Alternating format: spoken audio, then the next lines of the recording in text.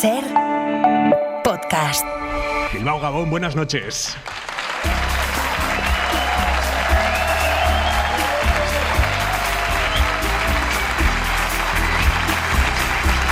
En la cadena SER,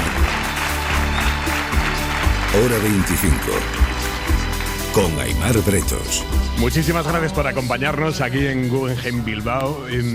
Ángeles Caballero, muy buenas noches. ¿Qué tal? ¿Cómo Buenas estás? noches. Muy bien, encantada. Qué alegría. Qué lugar más precioso, qué gente más preciosa la que nos acompaña esta noche aquí en Bilbao, Caballero. El más bonito, el lugar más bello. Y bueno, yo de hecho ya te he dicho esta mañana, Con permiso de Donosti. Me he teñido, así que yo he venido dispuesta a todo. O sea, hoy te has teñido para Yo venir quiero ser la guapa de esta noche. ¿Y yo entonces qué soy? Según el Tú informe el de Loca. guapo. Vale. El otro guapo. Vale, perfecto. Gracias, de verdad, Bilbao. Gracias a todos los oyentes de la cadena SER que nos acompañan esta noche, ya sea aquí en Guggenheim Bilbao o a través de las ondas, a través de la radio. Ahora que nos rodea esta sensación de desmoronamiento, que tan cómodo sería dejarnos llevar por ese todo mal, bajar los brazos. Nosotros estamos empeñados en ir a buscar ejemplos por todo el país de lugares donde se estén afrontando bien realidades o problemas que tengamos transversales, que nos afecten a todos. Y hay uno de los problemas más transversales a día de hoy en nuestra sociedad, que es la soledad de parte de esa sociedad, la soledad no deseada de parte de esa sociedad. Y a eso hemos venido hoy aquí a Bilbao, a saber qué podemos hacer como sociedad para gestionar bien, sin paternalismos, sin condescendencia, la soledad no deseada. Aquí en Vizcaya hemos encontrado una forma de afrontarlo que es bien interesante y queremos que nos la cuenten.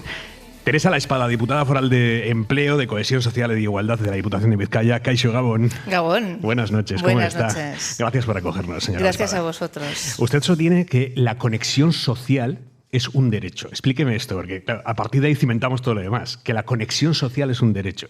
Claro que es un derecho. Bueno, yo siempre digo que somos sociedades inteligentes porque somos sociedades colectivas, porque nos juntamos, porque nos reunimos. Los seres humanos somos inteligentes porque una vez empezamos a cuidarnos y los cuidados se basan en las redes sociales. Luego, por tanto, el derecho está en que hagamos colectividades, que nos juntemos, y es un derecho. Porque si no tenemos ese derecho, no tenemos el derecho a la protección, porque la sociedad nos protege. Las personas que viven a nuestro alrededor nos protegen, las redes nos protegen. Si no nos protegen nuestra familia, no nos protegen nuestros congéneres, no nos protegen nuestros vecinos y vecinas, nos encontramos solos y solas y en la soledad se generan muchos problemas. Claro, lo que pasa es que tejer relaciones, conectar con otras personas es una cosa muy humana, muy íntima. ¿Y cómo puede entrar ahí una administración? O sea, ¿cómo desde los poderes públicos se puede favorecer esa conexión social? Bueno, porque primero hay que diagnosticar. Y cuando diagnosticas y te das cuenta que hemos ido, y no lo digo yo, lo dicen sabios tan importantes como Zygmunt Bauman o Saskia Sassen, o lo dice Ulrich Beck, que son sociólogos que vienen analizando la sociedad y dice, estamos construyendo una sociedad cada vez más débil en sus lazos. Estamos construyendo una sociedad individual donde los sujetos desarrollan sus vidas de manera individual. Esas tazas maravillosas de Wonderful, ¿sabes? De Mr. Wonderful, que dicen, tú puedes, hazlo tú, amanece fenomenal, eres tú que tienes la fuerza, son terroríficas, porque no son reales. Porque las personas tienen derecho a caerse, pero el entorno tiene la obligación de acogerle cuando cae. Luego, por tanto, tenemos que buscar y tenemos que hacer que las redes sociales sean acogedoras. Por eso yo siempre digo que estamos creando una sociedad, y lo decían ellos, donde las redes sociales han ido debilitándose. Al debilitarse las redes sociales, porque cada vez somos familias con menos miembros, tenemos menos vecinos, sobre todo en las sociedades urbanas, en los núcleos urbanos, podemos tener vecinos en vecindades muy altas y muy grandes, de edificios muy grandes, donde quizás en el mismo planta hay 8 viviendas y hay otro vecino a la esquina y todos trabajamos y no sabemos ni quién es. Bueno, yo creo que lo que queremos y creemos y que podemos hacer es empezar a decir a la sociedad, las políticas comunitarias, la vida en comunidad sirve, empecemos a mirar a los demás. ¿Pero y eso cómo se favorece? Bueno, empezando a trabajar, primero, yo digo que establecemos las políticas en 3 grados. Una política primero universal que es sensibilizar, que es lo que hacemos con este programa, sensibilizar de que hay problemas y que hay gente que vive sola y que mires a tu vecino y que mires a una señora de 80 años que está en el piso de arriba y que mires a un joven que se queda solo sin amigos y amigas. Empezamos a sensibilizar para mirar, si no sensibilizamos no nos enteramos. En segundo lugar, empezar a tejer redes, ayudar y acompañar. Y tejer redes lo teje todo, ¿eh? Lo teje desde el club de deporte en el colegio hasta una asociación de personas mayores, hasta un equipo de yo qué sé, de rugby o de lo que sea. Empezar a tejer y empezar a decir, estos son actividades que tejen y estos son actividades que sacan a las personas de sus hogares, y lo ponemos de alguna manera en la visibilidad de decir, estamos haciendo comunidad cuando nos miramos y nos relacionamos. Porque del coro de un pueblo surge después que puedan irse a tomar unos vinos, y entonces a través de los vinos se conectan y cuento que tengo mi malestar, y entonces igual me ayudas y caminas. Las administraciones públicas no lo podemos hacer todo. Todo no lo podemos hacer, y efectivamente no podemos entrar en la intimidad de las personas, pero sí podemos favorecer que esas intimidades se puedan generar. Sí podemos poner los enlaces para que se vayan creando, y ellas tienen que irse creando. Por eso hablamos mucho de política comunitaria y de la importancia de lo comunitario, de lo chiqui, de lo pequeñito. De lo chiqui. Me ha gustado que haya hablado también de los jóvenes, porque tenemos el cliché de la soledad deseada como esa mujer mayor, viuda, que está sola. Y es verdad. Hay una realidad enorme de esa bolsa de población que sufre la soledad no deseada. Pero no solo afecta a ese segmento de la población, digamos. No, en Euskadi afecta más a jóvenes. El 29% de la chavalería joven dice sentirse solo, que se siente solo. ¿El 29%? Sí, el 29%. De un 14% de todo el conjunto de la población vasca, el 29% es de chavalería joven dice sentirse sola. Luego, ¿por qué? Porque nosotros decimos que la soledad es un problema colectivo, es un problema político y es un problema individual de las personas. Para mí es muy importante sacarlo de la consideración de este es un problema mío, es un problema de mi situación, soy yo el que no sé enlazarme, no. Es una sociedad que hemos generado, una sociedad frágil, donde no nos miramos unos a otros, donde vamos todos muy deprisa. Aquí en Bilbao es menos normal, pero en Madrid, el metro de Madrid, hace 2 semanas estuve y es una locura porque van a todo el mundo para un sitio para otro. Supongo que en Barcelona, en las grandes ciudades, pasan esas cosas, ¿no? Y te da la sensación terrible de soledad, porque te puede pasar cualquier cosa y parece que nadie te va a ayudar, ¿no? Hemos generado esa sociedad y lo que tenemos que hacer es intentar generar mecanismos contrarios para que eso no ocurra. Nuestros jóvenes se desarrollan en esa sociedad, y los jóvenes de pospandemia, especialmente los jóvenes de pospandemia, están viviendo una situación en la que la pandemia les obligó, esas generaciones que empezaban a crecer a la adolescencia, 17, 18, 19 años, justamente el momento de salir de casa, y les llega la pandemia y les encierra en casa 2, 3 años. Encerrados en casa 2, 3 años significa que el momento en que tienen que aprender a hacer los hilos sociales se han roto. Y lo que les da la conexión es una cosa que se llama redes sociales. Y las redes sociales conectan y desconectan. Y hay muchos chicos y chicas que están sintiéndose francamente solos y solas. Yo quería preguntarle, precisamente como madre de 2 hijos a los que se les cercenó un poco el arranque de las habilidades sociales, precisamente por el confinamiento y por la pandemia. Ha empezado hablando de redes sociales, probablemente en un sentido más analógico del término, y ahora está hablando de las redes sociales para esos adolescentes y esos jóvenes que sí que son el grupo de población que tiene esa mayor soledad no deseada. ¿Pueden hacer algo las plataformas y las redes sociales para tener un efecto positivo en ellos, solamente cuando nos referimos a ellos hablamos de lo pernicioso y de cómo les aíslan y les generan unas burbujas cada vez más pequeñitas y unos nichos cada vez más pequeños, que entiendo que es lo contrario de la socialización? A ver, las redes es un instrumento. Y el instrumento lo utilizan las personas y los humanos, y podemos utilizarlo en bien o a mal. Y un instrumento en empresas privadas, disculpe, claro, que buscan beneficio. Claro. A ver, yo sí creo que hay que empezar a ponerle algunos límites a las redes sociales, que tiene mucho que ver también con todas las bulos y todos los procesos que están viviendo. Yo estoy especialmente preocupada porque hay una chavalería joven que se está socializando con unas redes sociales que están lanzándoles mensajes muy complicados, ¿eh? Eso es otro debate distinto, pero estamos también trabajando eso porque estamos francamente preocupados y preocupadas sobre lo que estamos viendo.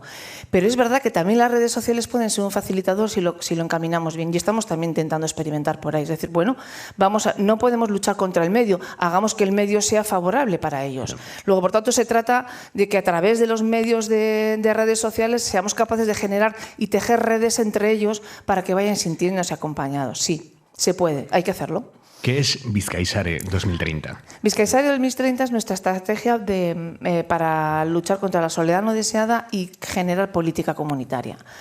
Nosotros hemos basado que la lucha contra la soledad no deseada parte de hacerlo a través de ese tejido social. Estamos elaborando primero, hemos hecho una estrategia, primero conocer lo que tenemos, de qué estamos hablando, ponerle definiciones, terminología, porque es verdad que muchas veces hablamos de soledad no deseada y no sabemos muy bien aterrizarlo. Y hemos querido buscar toda la documentación que existe para aterrizarlo, luego conocer. En segundo lugar, hemos querido tejer redes y empezar a ver quiénes están trabajando, qué entidades del tercer sector social están trabajando, que ya hay entidades que están trabajando sobre ello, qué colectivos afecta, a quiénes afecta, porque no afecta a todos igual. Nosotros decimos que se forma como una U. Hay mucha soledad, hay una prevalencia en personas jóvenes, hay una prevalencia en personas adultas, pero también hay prevalencia en algunos colectivos como personas migrantes, a veces mujeres que atienden los hogares, mujeres que están trabajadoras del hogar. Hay muchos colectivos con distintas características que trabajan. Vizcainsare lo que pretende es dar solución en función de distintos colectivos, distintas realidades y buscar alternativas para trabajar. ¿Cómo? En principio poniendo proyectos y programas que ayuden a las personas a combatir la soledad no deseada. Yeah. Pero sobre todo lo que queremos es soltar la mano y que luego funcionen solas.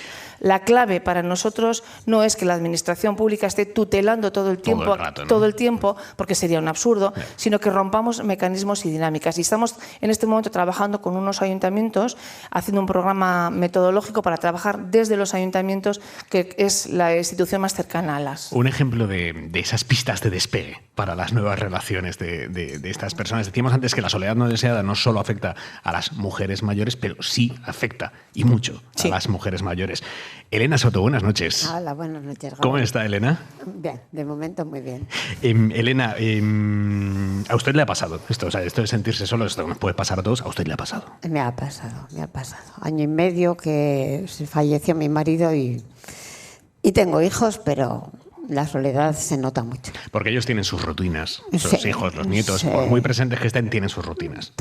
Todos, cada uno vive en su casa y entonces, pues sí, nos estamos viendo, nos vemos, estamos juntos y hablamos y de todo, sin ningún problema, pero...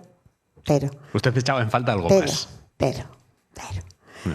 Nos llegó la carta del ayuntamiento para mayores de 75 años. Nos acercamos a los jubilados, sí, y allí nos vinieron del ayuntamiento a darnos unas charlas, unas pausas y tal.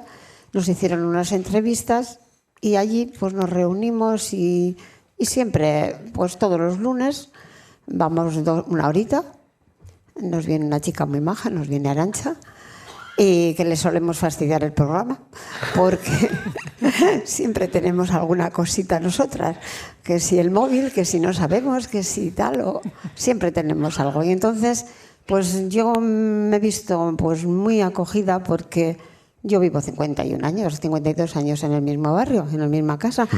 Me conocía medio barrio, pero nos conocíamos simplemente. Y ahora yo a las personas las saludo con su nombre, cosa que antes les decía todas agur, agur y tal, todas muy majas, pero ahora ya le digo agur Begoña, agur Tere, y quedamos para juntarnos y demás. O sea, con Begoña y con Tere ustedes han empezado a coincidir en eso que se llaman los cafés de soledad, que son los lunes, ustedes se reúnen y a raíz de eso... Sí. Han empezado a entablar una relación que no tenían antes. Que no teníamos para nada y que nos veíamos todos los días. No. Todos los días nos veíamos. Y ahora, pues el lunes pasado no fue una de ellas también que faltó. Pues qué raro, pues de la misma, pues yo llegué a casa y yo le llamé, Dori, ¿qué te ha pasado? Es que estaba un poco constipada. ¿Nos ha parecido raro? Porque siempre ella comunica que no puede ir, por lo que sea. Y entonces, y es que esa chica vivía a la mía. Pero es que yo no la conocía más que de pasada. No tiene nada que ver. Una satisfacción muy grande. ¿Usted tuvo dudas de si ir o no? No. Yo soy bastante lanzada. ¿Cómo fue el primer día? Porque entiendo que hay que romper ahí el primer día, pues yo estaba todavía muy afectada por lo mío, muy sensibilizada, y entonces pues me acerqué. Estábamos mucha gente del barrio, esa cosa que te están mirando todos porque sabes lo que te ha pasado. No. Pero bueno, a partir de ahí ya nos tomamos el café con las galletitas que nos ponía Leyó. Y entonces ahí empezamos a hablarnos y demás, y nos vinieron a nos dijeron a ver si no nos importaría ir y tal, y entrevistarnos. y ya quedamos ya para una entrevista desde ahí. Pero muy bien, porque ya te digo, a Arantxa la solemos fastidiar mucho porque viene con su programa y ella quiere hacernos... Pero la vida a veces se complica. Pero... Le pregunta a Ángeles. Sí, yo quería preguntarle, Elena, dice usted que es muy lanzada. ¿Ha conseguido convencer a alguna amiga para que se apunte a estos cafés de los lunes? Esa es la primera pregunta. Y la segunda, ¿de qué suelen hablar? Después de resolver los temillas estos del móvil con Arantxa, ¿de cuáles son los temas que hay más habituales en esos cafés de los lunes? Yo creo que alguna ya la he lanzado para que vaya. Muy bien. Y el lunes que viene creo que más de una. Porque encima nos van a dar chocolate con churros. Es un cebo buenísimo, ¿eh? Alguna de aquí se va a apuntar. Ya verá. Bingo y regalos. O sea, bueno, ni tan mal. Muy bien. Entonces, ¿de qué temas hablamos? Pues Arantxa nos suele venir pues, con los temas que nos pueden pasar a nosotros. Ella propone temas. Sí, vale. Viene con temas, nos viene con filminas, nos viene con casos de otros sitios que pasa, pues para que estemos más abiertos a lo que nos puede venir. Porque hay que estar preparados para todo. Ahora estamos bien, pero mañana no sabemos lo que vamos a necesitar. Y entonces todas esas necesidades que ella ve que nos puede servir, pues nos da programas de cómo en otros pueblos hacen, se junta la gente, como en otros sitios pues hacen las viviendas para más personas. O sea, cambiar el tema de las residencias, en una palabra. De esto hablamos, diputada, cuando hablamos de impulsar desde las instituciones para que después, de forma orgánica, esas redes se vayan tejiendo solas. Seguramente se tejerá sola. Es decir, ahora está Arantxa, les acompaña, les va llevando temas, les va proponiendo, pero seguramente ellas van a ir tejiendo la relación. Ya lo ha contado, cuando una de ellas falta, ha cogido el teléfono, le ha llamado y le ha preguntado qué le pasaba. De esto va. Si a veces no es mucho más que necesario que simplemente sentirnos acompañados, que el vecino de enfrente sepa que no me pasa nada. Cuando Vizcaya empezó a querer abordar esta realidad, contactó con Fernando Fantova. Buenas noches. Hola, buenas noches. Que es un profesional que sabe mucho de intervención social. Y yo sé que usted tiene reservas con el término de soledad no deseada. ¿No le encaja a usted mucho el término de soledad no deseada, ¿no? Bueno, si la soledad es tener un número de relaciones inferior al que tú desearías, ya está implícito en la propia definición de soledad que no es deseada, puesto que de alguna forma hay una relación entre lo que quisieras y lo que tienes, ¿no? ¿Cómo se mide eso? Porque al final la soledad no deseada o la soledad es algo muy subjetivo. Quiero decir, usted puede tener un número de contactos igual al mío y yo interpretarlo de una manera muy distinta a usted. Me puedo sentir solo con los mismos contactos que usted. Totalmente, sí. Yo recuerdo una conversación entre dos personas en la pandemia. Una le decía a la otra, si yo tuviera que contarle a tanta gente mi enfermedad cuando estoy enfermo, solo pensarlo me muero de la impresión. Y la otra persona le dijo, y si yo tuviera que vivir con tan pocos contactos mi enfermedad, tampoco lo podría llevar, ¿no? Entonces, para una persona, igual estar contando su COVID a 70 personas es como su forma de llevarlo, y otra persona solo pensar en 5 ya se agobia, ¿no? Y eso es realmente los términos relativos en los que hablamos de soledad. Y hay una brecha de género a la hora de intentar afrontar el salir de esa soledad, el recurrir, por ejemplo, a estos programas, como en el caso de Elena. ¿Los hombres somos más retraídos en este sentido? Bueno, yo la verdad antes comentaba con Teresa que soy de la generación ingenua que pensaba que esto dijéramos de la brecha de género lo habíamos superado un poco una generación porque habíamos hecho algunas cosas, pero yo creo que no, realmente estas brechas están muy, muy presentes y a muchos niveles, sobre todo diríamos, yo lo veo a la hora del reparto del poder y a la hora realmente de las oportunidades que hay de hecho para cualquier ejercicio de cualquier derecho. Realmente, más allá de estereotipos, dijéramos, más o menos que pueden responder a la realidad, creo que hay un problema profundo de patriarcado, o sea, de un poder patriarcal que está penetrando por todos los poros de la sociedad. Hablábamos antes de cómo se puede combatir la soledad desde las instituciones. Por ejemplo, ¿a través del urbanismo se puede combatir la soledad?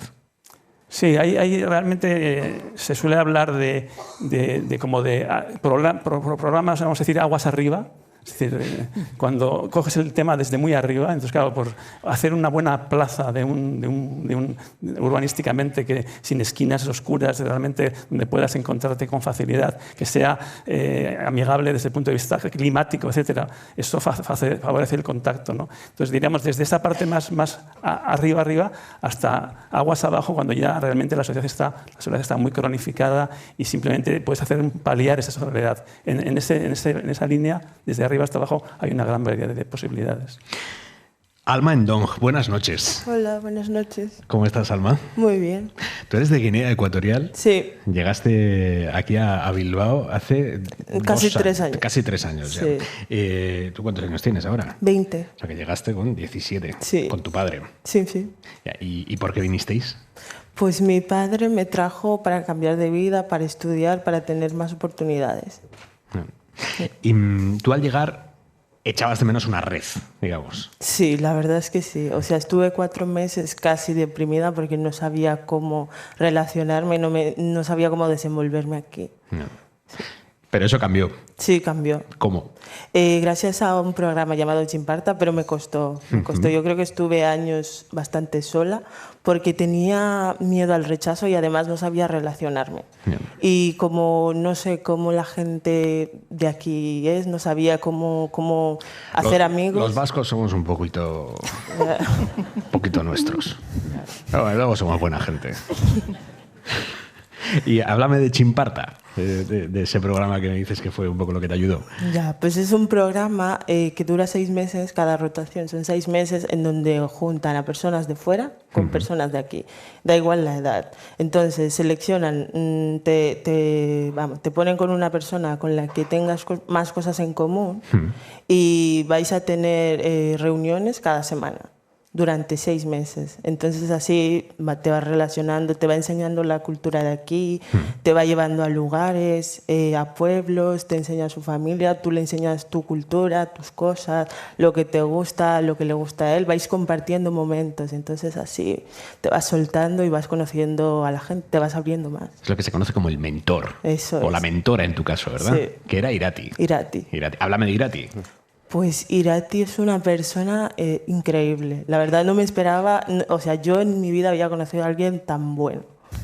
Me quedé, o sea, es que tenemos una diferencia de edad bastante grande y yo pensaba que eso iba a ser una dificultad. ¿Es muy mayor? Tiene 42. Joder, no jodas. Ostras, Alma, me has matado, ¿eh? Bueno, bien, ya está.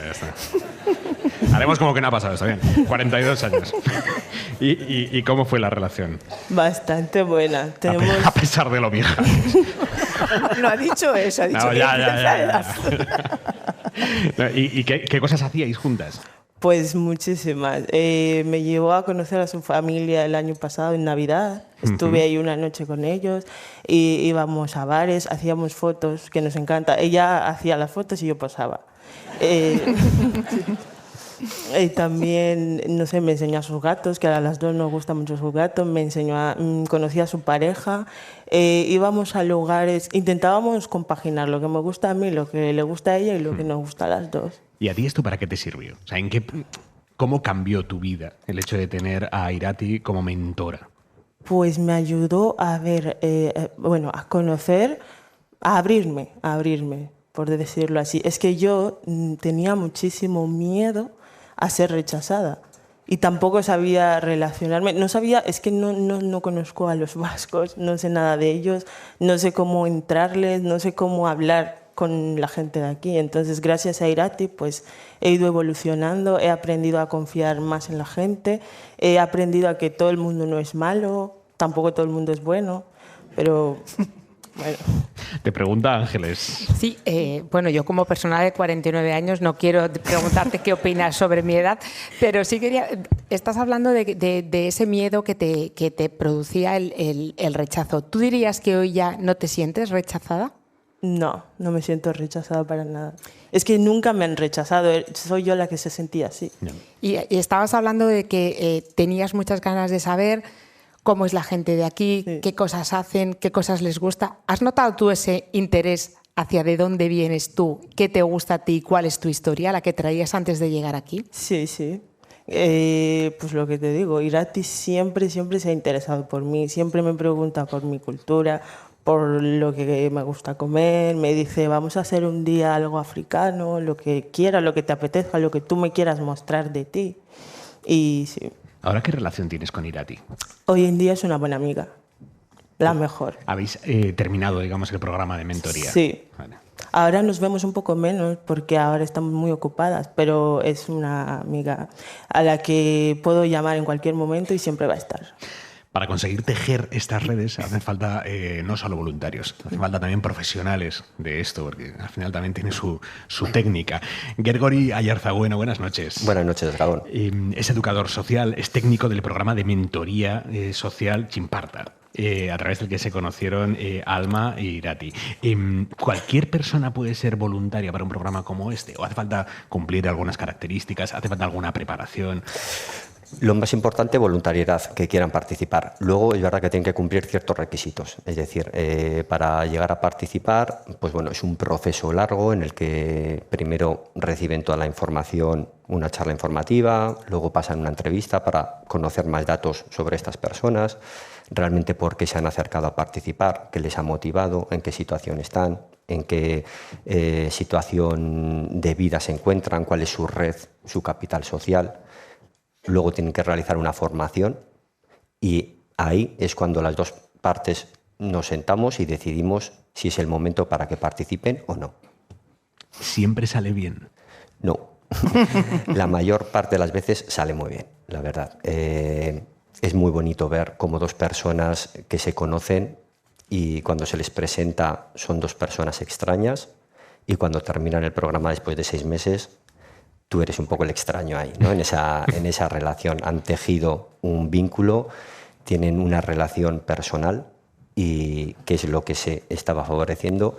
Y ahí sí que, bueno, yo veo con alegría que soy la tercera parte, ¿no? Porque sí, siempre trabajamos en relaciones de A3, es decir, personas mentoras, personas mentoradas y figura técnica que acompaña, que facilita durante todo el proceso. Y bueno, lo importante es que esa persona técnica cada vez vaya teniendo un rol más pasajero, menos protagonista y al final sean las dos personas las que cuando termina el programa con mi acompañamiento las dos personas generen una relación autónoma y decidan ellas cómo van a seguir la relación. ¿Cómo suele mutar ese vínculo? ¿Hacia dónde suele mutar? Ese vínculo, bueno, pues es que es un proceso de tiempo. Nosotras hablamos de contactos semanales, porque ahí entra el compromiso de quedar semanalmente con la otra persona. A veces queremos ir demasiado rápido, la otra persona nos llama mucho la atención, queremos conocerla ya, queremos saber más cosas y siempre decimos, bueno, no quememos fases, vamos a ir poco a poco, es mejor irse a casa con esa gana de saber más cosas, de pasar más tiempo juntos, de hacer planes y conocerla, que querer ir demasiado rápido y que luego, igual me estoy empachando o estoy haciendo que la otra persona se empache de mí. ¿Qué es lo más gratificante de su trabajo? Trabajar con personas, estar con las personas que se acercan, generar una sociedad más cohesionada, porque es evidente que las personas queremos conocer otras personas y a veces no es fácil.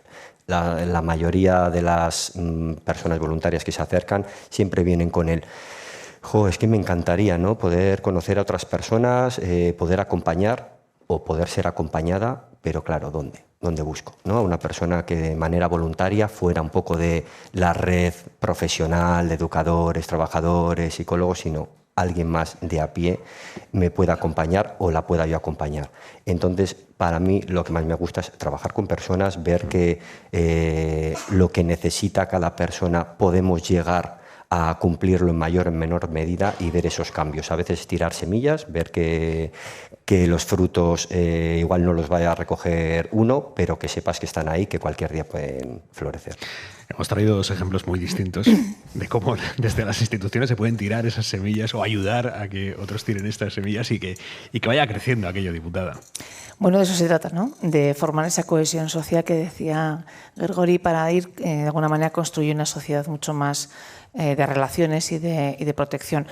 Yo soy una convencida de que la comunidad cura. La comunidad cuida, la comunidad cura y tenemos el deber y el derecho. Las dos cosas, de cuidar y de cuidarnos y de ser cuidados, las dos cosas, y de cuidar a los demás.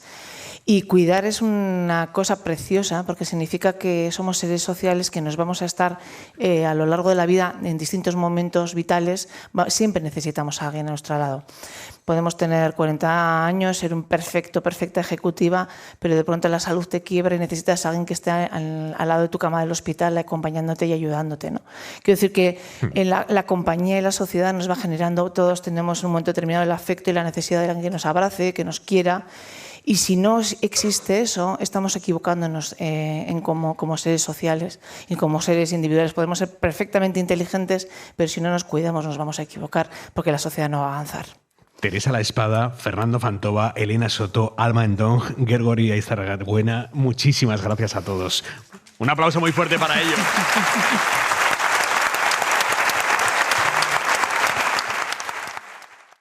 Tenemos una noticia de última hora que afecta al Partido Socialista. Acaba de dimitir Javier Izquierdo, miembro de la ejecutiva del PSOE, senador por Valladolid.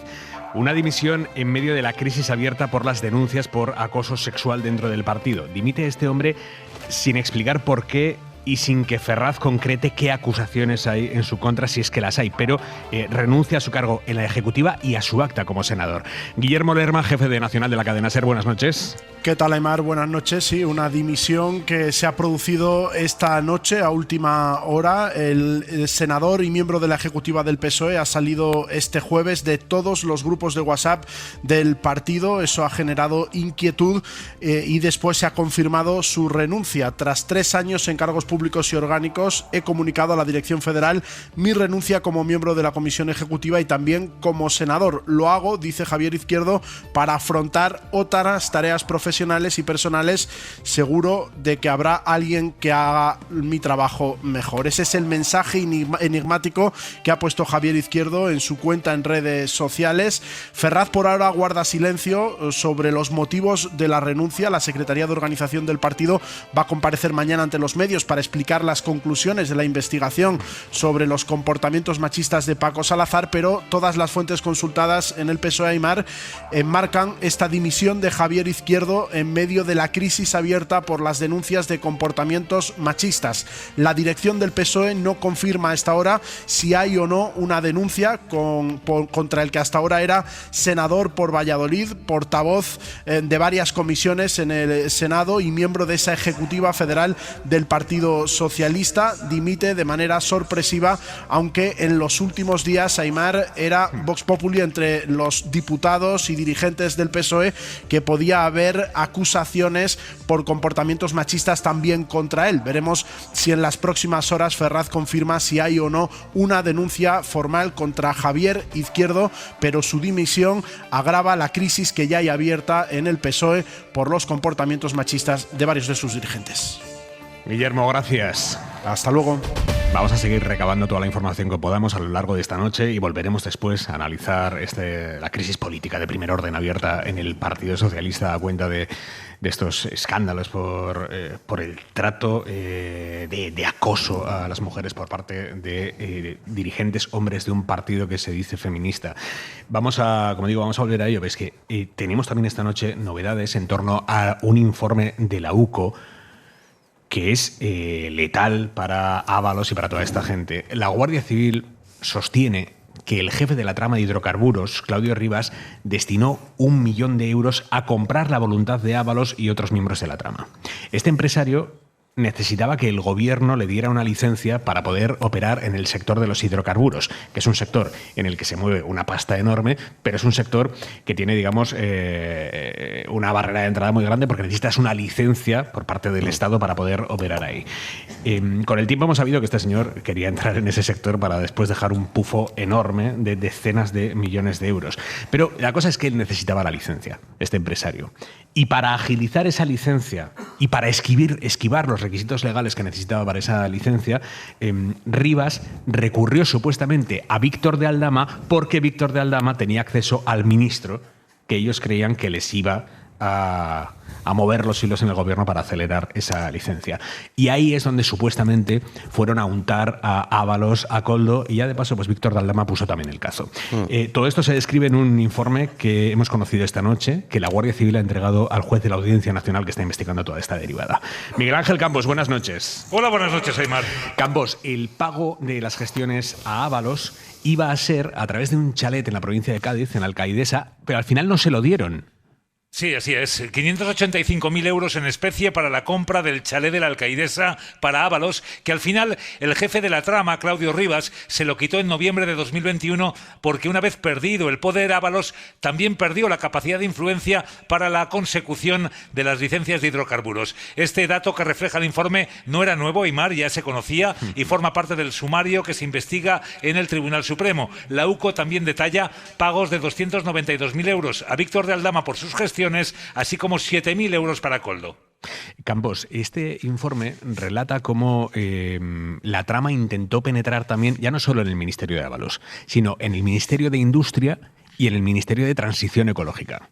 Sí, el informe constata que Koldo, supuestamente por orden de Ábalos y de la organización liderada por Rivas, se reunió con los jefes de gabinete de los Ministerios de Transición Ecológica e Industria, Marc Pons y Juan Ignacio Díaz Vidart, para tratar de conseguir los permisos de hidrocarburos. Además, la UCO sostiene, Aimar, que Aldama se reunió con el director general de Política de Minas porque incauta un mensaje a través de la aplicación de mensajería WeChat ID entre el corruptor y un tal Manuel García Maroto. Pero el director de Minas se apellida García Hernández, no García Maroto. Los agentes resuelven la discrepancia de la siguiente forma. Dicen que se trataría de un error de Aldama a la hora de guardar el contacto, pero insisten en que esa conversación sí que se habría producido entre Aldama y el director de Minas. La cadena SER se ha puesto en contacto con fuentes cercanas al director de Minas en Transición Ecológica. Sostienen que no conoce a Aldama ni le ha visto jamás. García Hernández no tiene ni sabe usar esa aplicación empleada por Aldama. Un dato más, el mismo mes en el que, según la UCO, el corruptor y el director de Minas mantuvieron ese contacto, se archivó el expediente de Villafuel. Entonces, Campos, por concretar, hubo un intento evidente, lo escribe la UCO, por corromper a cargos públicos para que les dieran las licencias, pero por lo que estamos viendo, esas gestiones no fructificaron. No por la vía de la corrupción. La UCO constata que los pagos y regalos no funcionaron y que en noviembre de 2021 el líder de la trama, Claudio Rivas, enfadado al observar la pérdida de influencia política de Ábalos y por consiguiente de Koldo, le quita el chalet de la Alcaidesa al por entonces exministro y da órdenes de que no presionen más a los ministerios. Cambia de estrategia según la UCO y tramita el expediente por la vía legal, capitalizando Villafuel con los 3 millones de fondos propios necesarios. Solo así consigue finalmente los permisos casi un año después, en septiembre de 2022, por la vía legal. ¿Qué dice la UCO? ¿Por qué teniendo dinero Claudio Rivas no optó desde el principio por la vía legal? Porque de esa forma tenía que aparecer él, aflorar, y eso le ponía en riesgo ante Hacienda. Precisamente la investigación tributaria posterior, Aimar, fue lo que provocó la detención.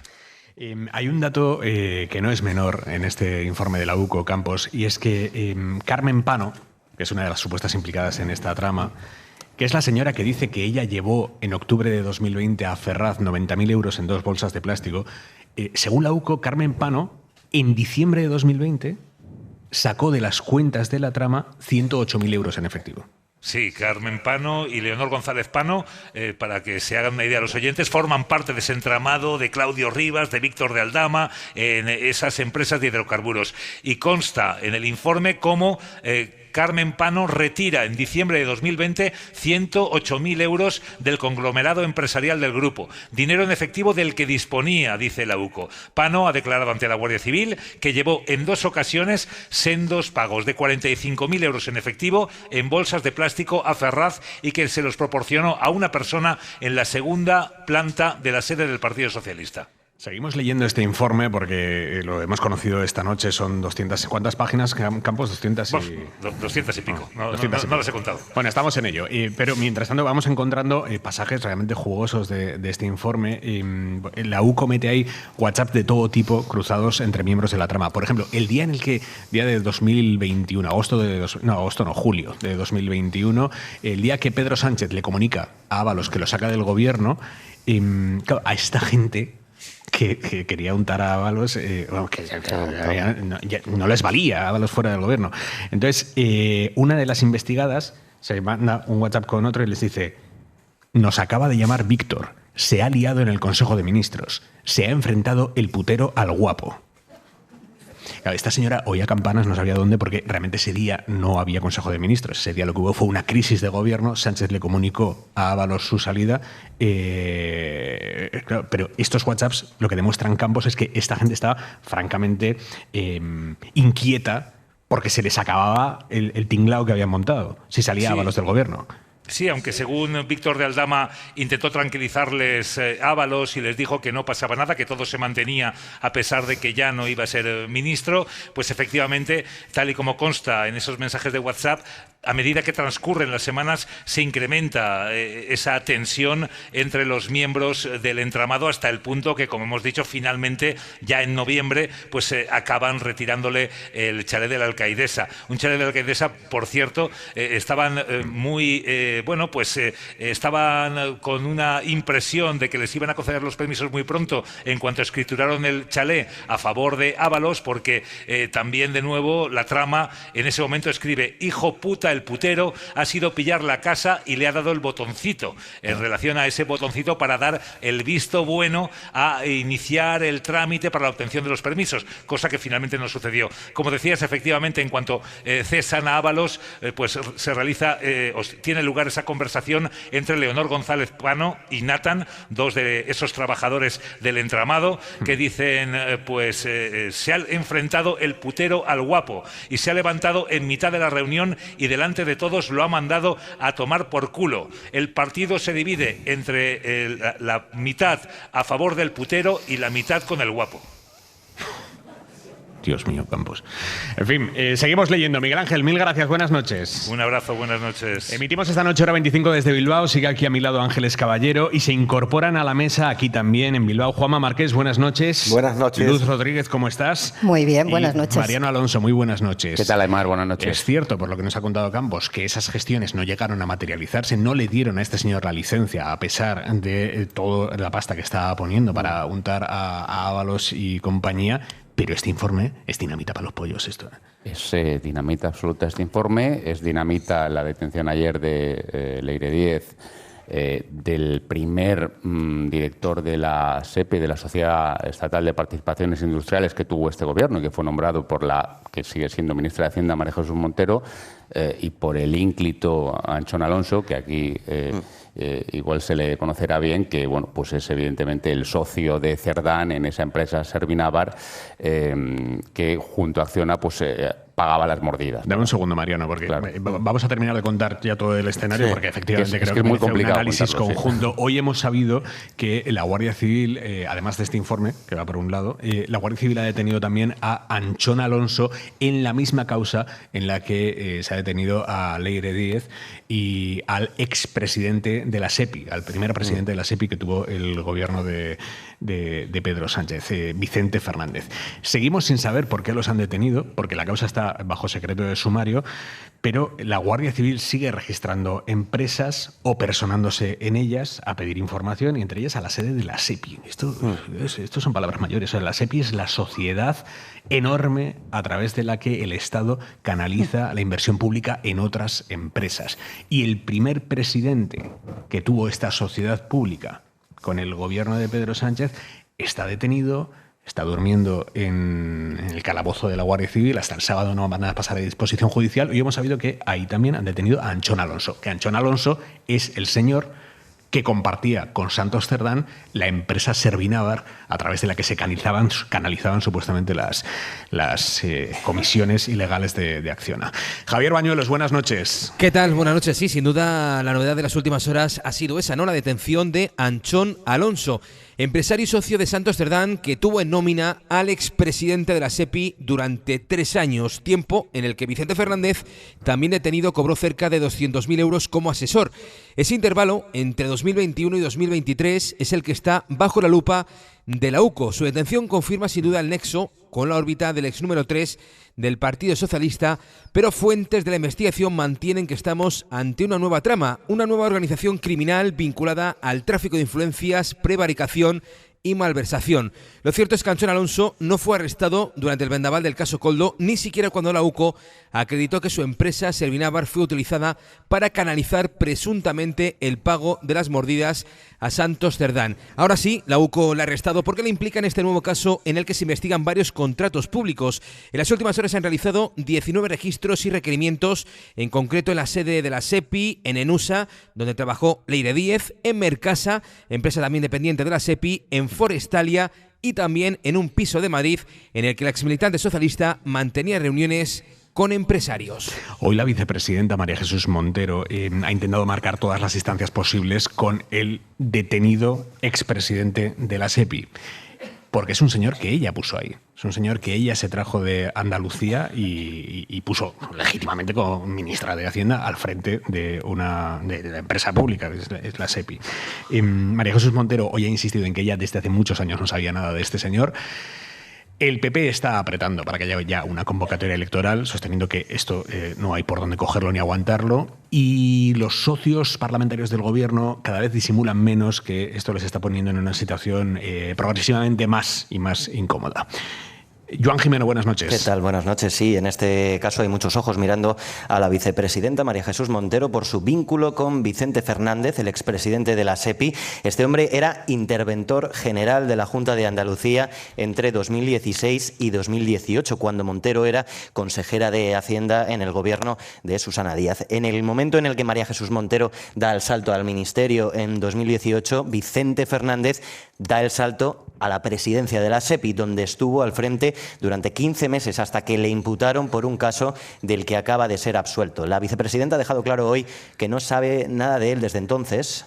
Yo no tengo ningún contacto con este señor desde que salió. Él estuvo escasamente 1 año y pico en SEPI y por tanto no tengo ni idea de lo que estaba haciendo este señor. Lo he conocido por los medios de comunicación porque no es la primera vez que ha salido su nombre. Pero para el Partido Popular esto hace que la situación de María Jesús Montero sea insostenible. Lo mismo dicen del gobierno en su conjunto. Ha hablado hoy el número 2 del Partido Popular, Miguel Tellado, de una explosión. España está asistiendo al estallido del gobierno de Sánchez. El gobierno de Sánchez está literalmente volando por los aires. Y lo está haciendo por la explosión simultánea de toda su corrupción y de todas sus vergüenzas. La situación es cada vez más incómoda para los socios del PSOE, lo es para Sumar. Estamos muy pendientes de este goteo y mantenemos la misma posición que hemos mantenido hasta ahora. La corrupción no puede permitirse y todas las fuerzas políticas deben tomar medidas contundentes. Hablaba Enrique Santiago de goteo. A la portavoz del PNV, Maribel Vaquero, le preocupan los amaneceres del gobierno. Es verdad que todos los días amanece con una noticia nueva y preocupa, pero vamos a ir poco a poco y un poco de serenidad a la hora de atender. Preocupación también en otros socios del gobierno como Esquerra o como también Podemos. Mariano. Bueno, hay que decir que este señor Vicente Fernández Guerreiro, como tú has explicado, el primer presidente de la SEPI del gobierno Sánchez, tiene, entre otras propiedades que jalonan su patrimonio, un piso de lujo en Puerta de Hierro. Puerta de Hierro, para que la gente de fuera, yo soy de Madrid, la gente fuera de Madrid se haga una idea, cualquier barrio muy pijo de cualquier ciudad, de Bilbao, de cualquier ciudad, es un poblado chabolista al lado de Puerta de Hierro. Para que nos hagamos una idea. O sea, ahí no nos vamos a comprar un piso tuyo. Me parece que no, ni siquiera si pusiéramos entre los dos. Y esto era una de las propiedades que tenía. Es verdad que el Partido Popular le preguntó por eso en una comparecencia en el Senado en la que él se acogió, como tantos otros, a su derecho a no declarar. Pero quiero decir que, de alguna forma, esta información sobre su abultadísimo patrimonio de millones de euros, que no cuadra con unas retribuciones, con unos sueldos que, por otra parte, como siempre que ocurre en los organismos públicos, son, valga la redundancia, públicos y notorios, pues ya estaba por ahí. Y, hombre, que la ministra de Hacienda no supiera al menos eso, esa cierta sospecha, ese cierto descuadre entre los ingresos de una persona de un cargo público y su abultado patrimonio, pues no parece muy razonable. Marqués. Yo conozco a Vicente Fernández. Cuéntanos. Vicente Fernández es un alto funcionario de la Junta de Andalucía que tenía mucho prestigio, no militaba en el Partido Socialista y es este tipo de funcionario que dentro de la administración va escalando hasta que fue interventor general de la Junta de Andalucía cuando María Jesús Montero era ministra de Hacienda y se lo llevó a Madrid a presidir la SEPI. Yo hablé con él cuando se publicó que había solicitado permiso para trabajar en Servinávar. Yo no conocía a Servinávar. A esa empresa no la conocía yo. No sé si en Navarra alguien o aquí en Vizcaya alguien la conocería. Yo no tenía ni idea. Y le pregunté, digo, ¿y por qué te fuiste a trabajar a Servinávar? Dice, bueno, me dijo, la conocí durante el tiempo que estuvo en la SEPI y me contó una trola monumental que le había propuesto construir un dique seco en Vigo. Como la SEPI tiene Navantia, astilleros, esta gente de Servinávar me dijo a mí, yo no me lo creí, me dice, no, vinieron un día por la SEPI porque tenían un proyecto. Y yo digo, bueno, ya. Y entonces ya le pregunté, ¿y lo de Leire 10? Porque claro, lo de Servinávar. ¿Y Leire 10? Dice, bueno, a Leire 10 le presté mi piso en Madrid para tener unas reuniones. Y yo ya no entendí absolutamente nada, porque este hombre, digo, pero este hombre que llega a Madrid, está 1 año y medio solo en Madrid, en 1 año y medio le da tiempo a hacer el contacto de Servinávar, empresa de Santos Cerdán, y Leire 10, fontanera del Partido Socialista. Y yo le he dado muchas vueltas a cómo se conocieron estos dos, Leire 10 y Vicente Fernández. Y yo creo que ambos tienen una animadversión por la UCO y por la juez Mercedes Alaya. Vicente Fernández tuvo 1 año y medio solamente en la SEPI. Tuvo que dimitir porque fue imputado en el caso Aznalcóllar, que es una mina que hay en Sevilla, y dimitió al ser imputado. Ese juicio se celebró hace 2 meses en Sevilla y han salido absueltos todos. En la instrucción, que la llevó la jueza Mercedes Alaya, que es la jueza de los seres, ella se empeñó en sacar ese caso adelante. Fue archivado 2 veces porque realmente no había nada. Y al final pues se celebró y efectivamente se celebró y fueron absueltos todos. Alaya pedaleando contra las evidencias, no puede ser. Participa en la UCO también participa en esa instrucción, pero curiosamente la UCO tampoco vio nada en ese caso. Entonces yo creo que Vicente Fernández de alguna manera contacta con Leire 10 porque era una fontanera del Partido Socialista, porque dicen que la contraten en la empresa pública que se encarga de gestionar el uranio, supongo las minas de uranio, y yo creo que a partir de ahí pues los dos, por lo que estamos leyendo, se han pasado al lado oscuro. Y yo creo que eso es una trama que está montada por Santos Cerdán. Porque Leire 10, tenemos que recordar que cuando dimitió ante Santos Cerdán. Pidió eso, dimitir y entregarle una información.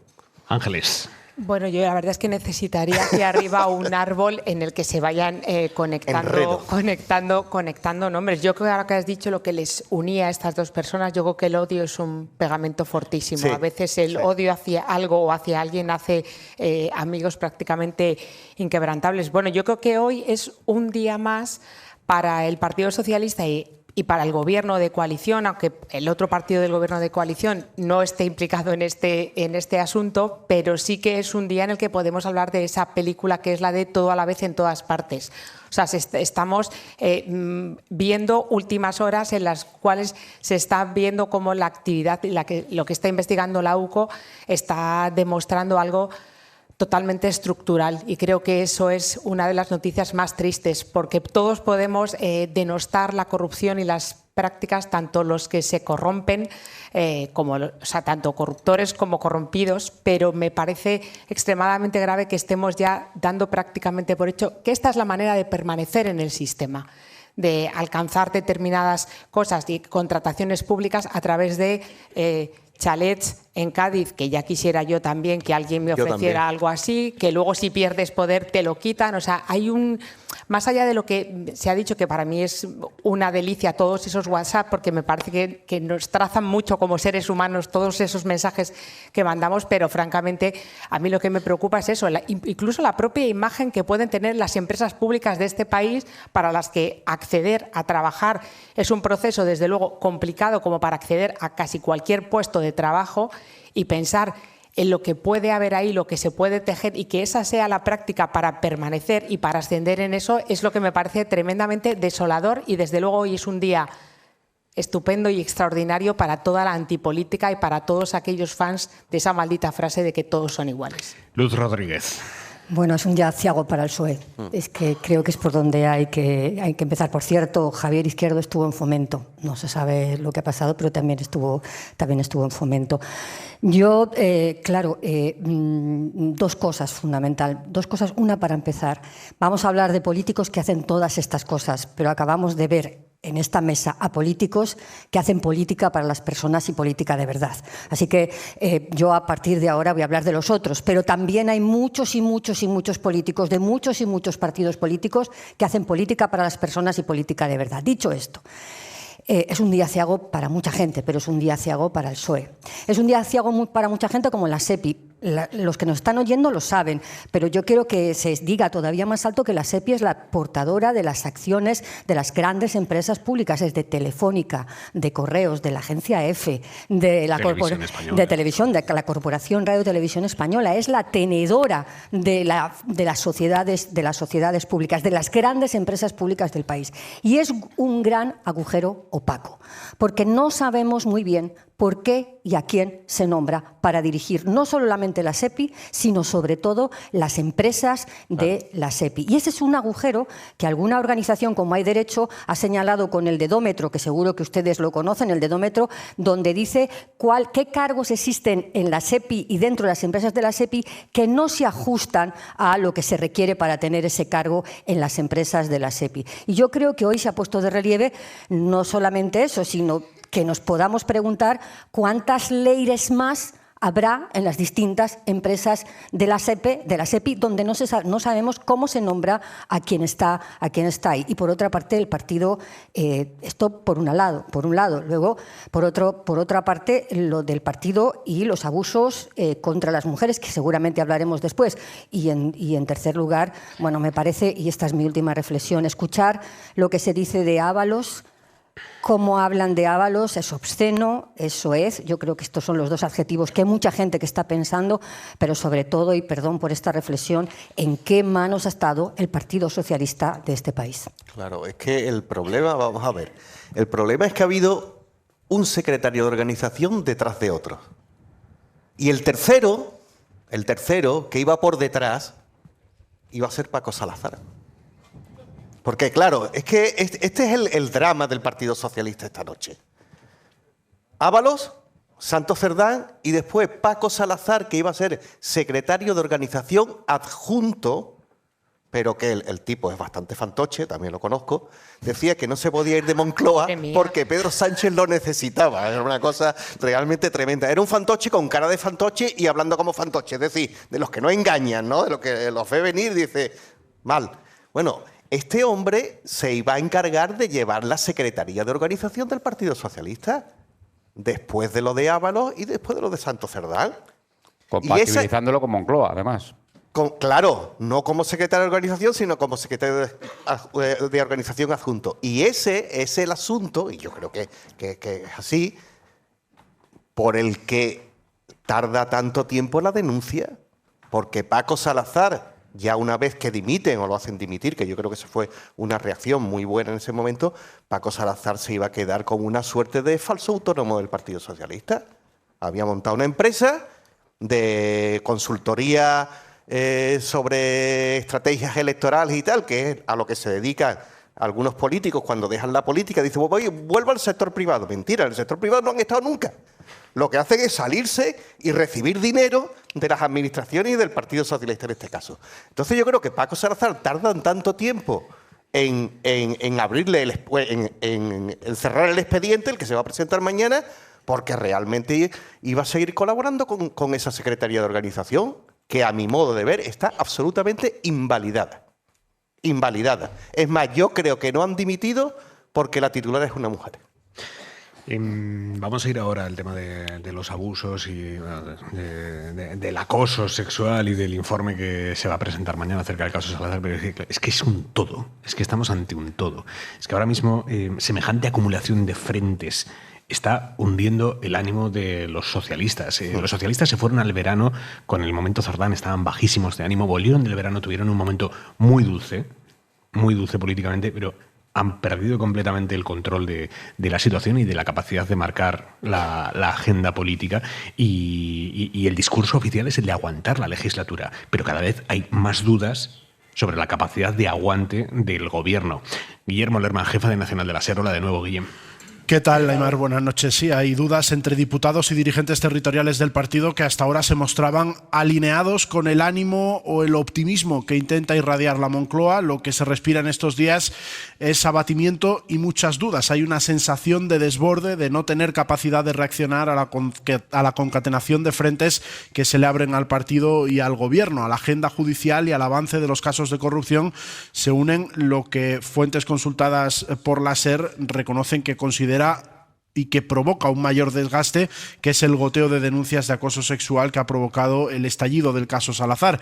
Esto, nos dicen, es lo más corrosivo, lo que está noqueando a los cuadros medios que no están en contacto con la dirección federal y lo que amaga con abrir además una brecha interna. La preocupación es máxima, nadie sabe hasta dónde puede llegar este goteo de casos. En el PSOE reconocen la incapacidad que esto genera para que el gobierno retome la iniciativa, y hay dirigentes que ya no ocultan sus dudas sobre si, pese a querer agotar el mandato, el Ejecutivo y el partido va a poder aguantar todas las puertas de un ciclo electoral en el que es el PP el que controla el calendario, y Génova lo que está haciendo es colocarlo y situar las citas electorales en las comunidades autónomas para hacer que el PSOE encadene derrotas que hundan aún más el ánimo del partido. A todo esto se suma, Aimar, lo que estamos contando desde esta noche, la dimisión de un nuevo miembro de la ejecutiva del PSOE, de Javier Izquierdo, en medio de esta crisis abierta por las denuncias de comportamientos machistas. Por ahora,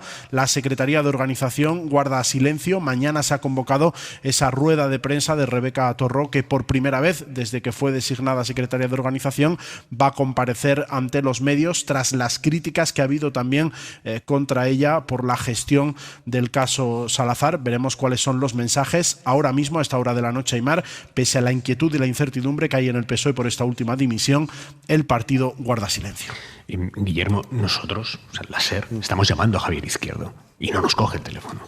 No nos coge el teléfono, no contesta a los mensajes. Lo único que sabemos es lo que él ha comunicado a través de redes sociales, el mensaje que ha publicado en la red social X, comunicando que se ha dado de baja, que ha renunciado al cargo en la dirección federal del partido y que ha entregado el acta también como senador. Él dice que lo hace para afrontar otras tareas profesionales, pero, como decíamos, Aimar, las fuentes consultadas en el partido al máximo nivel, lo que nos dicen es que todo esto está enmarcado en esa crisis por las denuncias de comportamientos machistas. Lerma, gracias. Hasta luego, Aimar. Caballero, sensación de agotamiento. Bueno, de agotamiento, pero también al mismo tiempo, al menos en mi caso, también de cierta furia. ¿Por qué no decirlo? Porque ahora que hablaba Guillermo Lerma de la rueda de prensa que va a dar mañana Rebeca Torró, solamente ha puesto un mensaje también en X para decir que el machismo es incompatible con el Partido Socialista. Ella es secretaria de organización de un partido y no es porque sea una mujer, es que secretaria de organización de un partido al que le caen estas denuncias anónimas y una nefasta gestión por parte de esas denuncias anónimas de acoso sexual.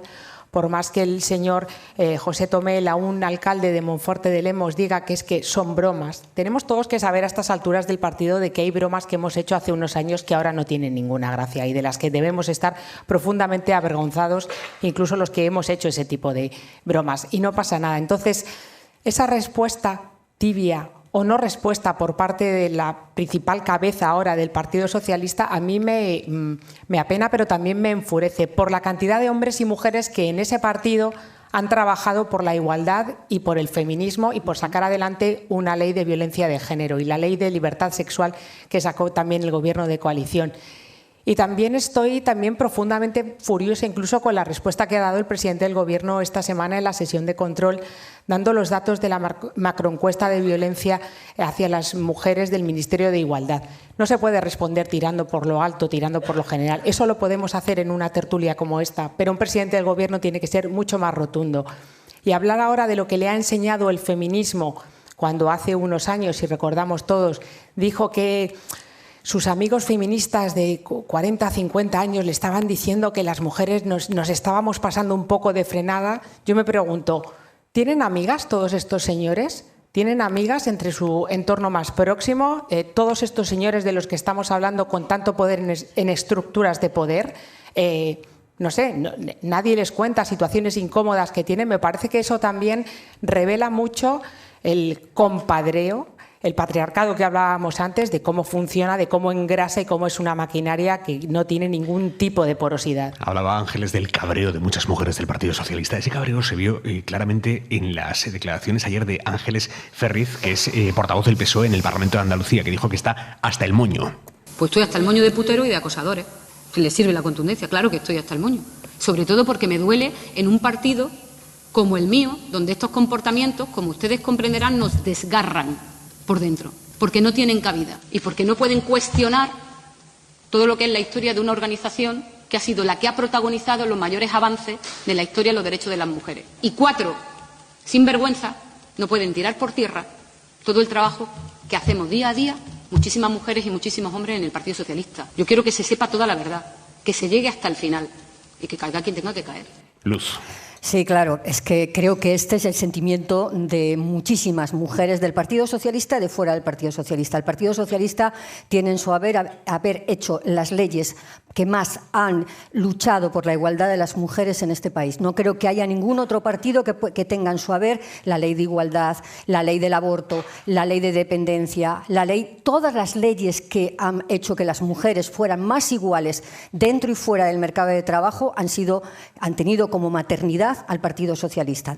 Después de esto, ver cómo estos señores campaban a sus anchas, abusando de las mujeres, abusando del poder del patriarcado y del poder que te da ese patriarcado, la verdad es que miles de mujeres del Partido Socialista están cabreadísimas. Pero es que además esta historia de no haber reaccionado a tiempo es contraproducente para el propio Partido Socialista, porque el Partido Socialista es el partido de las mujeres, porque son las mujeres las que mayoritariamente han votado el Partido Socialista. Esta falta de reflejos para que cuando hay una denuncia de acoso frente a una señora no se haga nada o se tape es malo para las mujeres, pero es malo también para el Partido Socialista. Seguimos en Hora 25. Seguimos aquí en una edición especial de Hora 25 desde Bilbao y pide la palabra a Mariano Alonso. Bueno, es que a todo lo que estamos comentando, Aimar, hay que añadir que el presidente del Gobierno ha tenido en los últimos días la feliz idea de adelantar su rueda de balance del año, que suele ser más o menos entre Nochebuena y Nochevieja. Pero claro, hacerla en esas fechas era hacerla después de un previsible batacazo en Extremadura, que las elecciones son el día 21, y ha decidido adelantarla a este lunes, a este próximo lunes. Lo cual, pues evidentemente, es obvio decir que se ha revelado a posteriori como una mala idea con este clima que estamos comentando. Yo, evidentemente, no. Mañana habrá una rueda de prensa inédita hasta ahora de la secretaria de organización, de la sustituta de Cerdán, cese de Salazar mediante, como comentaba Juanma. Yo no creo que esta semana, que ya está terminando por lo demás, pase nada, haya ningún anuncio relevante y demás, pero sí creo que puede ser que dentro de un año, dentro de 2 años, cuando se reconstruya todo, se hable de esta semana como una semana en la que no pasaron, no se anunciaron, pero se tomaron decisiones importantes sobre el futuro político del Partido Socialista, sobre el futuro político del Gobierno. ¿Qué tipo de decisiones? Vamos a ver, es que lo ha dicho la portavoz del PNV, Maribel Vaquero, en el corte del sonido que hemos escuchado antes. Es que esto es, cada amanecer, esto es un goteo absolutamente incesante. Esto recuerda mucho a la época final de Felipe González, entre el 93 y el 96, que además también tiene ese paralelismo de que fue una victoria contra pronóstico en el 93 y muchos socialistas pensaron, bueno, pues igual nos podíamos haber ahorrado esta última legislatura. Este es un goteo que, por cierto, acaba de empezar, ¿eh? O sea, hoy el Tribunal Supremo ha abierto el juicio oral, la vista oral contra Koldo y Ábalos. Por el caso mascarillas. Lo de las detenciones que estamos comentando del presidente de la SEPI, de Leire Díez y de Anchón Alonso, pues eso, están bajo secreto de sumario, están en un calabozo de la Guardia Civil en Madrid. Eso acaba de empezar. Vamos a ver por dónde sigue. El informe de la UCO, que ya por primera vez habla del Ministerio de Transición Ecológica y del de Industria. Es verdad que sin nada que se les pueda reprochar, pero bueno, digamos que amplía el foco de por dónde operó la trama de hidrocarburos. Son varios frentes, varios círculos concéntricos a los que les queda todavía muchísimo recorrido. Marqués. Yo coincido con Mariano. Recuerda a los últimos años de Felipe González, cuando Roldán estaba huido, detenían al gobernador del Banco de España. También hay que recordar que después de esos años, en esa legislatura, González se presentó a las elecciones de nuevo y casi las gana. Sí, sí. Vamos a ver, por eso te digo, vamos a ver también. Es la única vez que un presidente del gobierno ha perdido unas elecciones, que los presidentes del gobierno suelen casi siempre ganar las elecciones, es verdad. Quiero decir, vamos a ver cuánto dura el gobierno. Es verdad que lo tiene muy difícil. Yo coincido en que la situación es dura, porque es dura dentro del Partido Socialista. Creo que ha hecho más daño este Me Too que está viviendo el Partido Socialista que lo de Ábalos y Cerdán, quizás porque lo de Ábalos y Cerdán estaba ya amortizado, pero esto ha retumbado por dentro. Y es que yo creo que el PSOE o la dirección de Ferraz, porque no todo el PSOE, la dirección de Ferraz ha actuado pues como actúan muchas instituciones ante casos de esto, como actúa la Iglesia, intentando taparlo, demorarlo un poquito, aguantarlo. No el Partido Socialista. En el Partido Socialista, como dice Luz, hay un cabreo tremendo.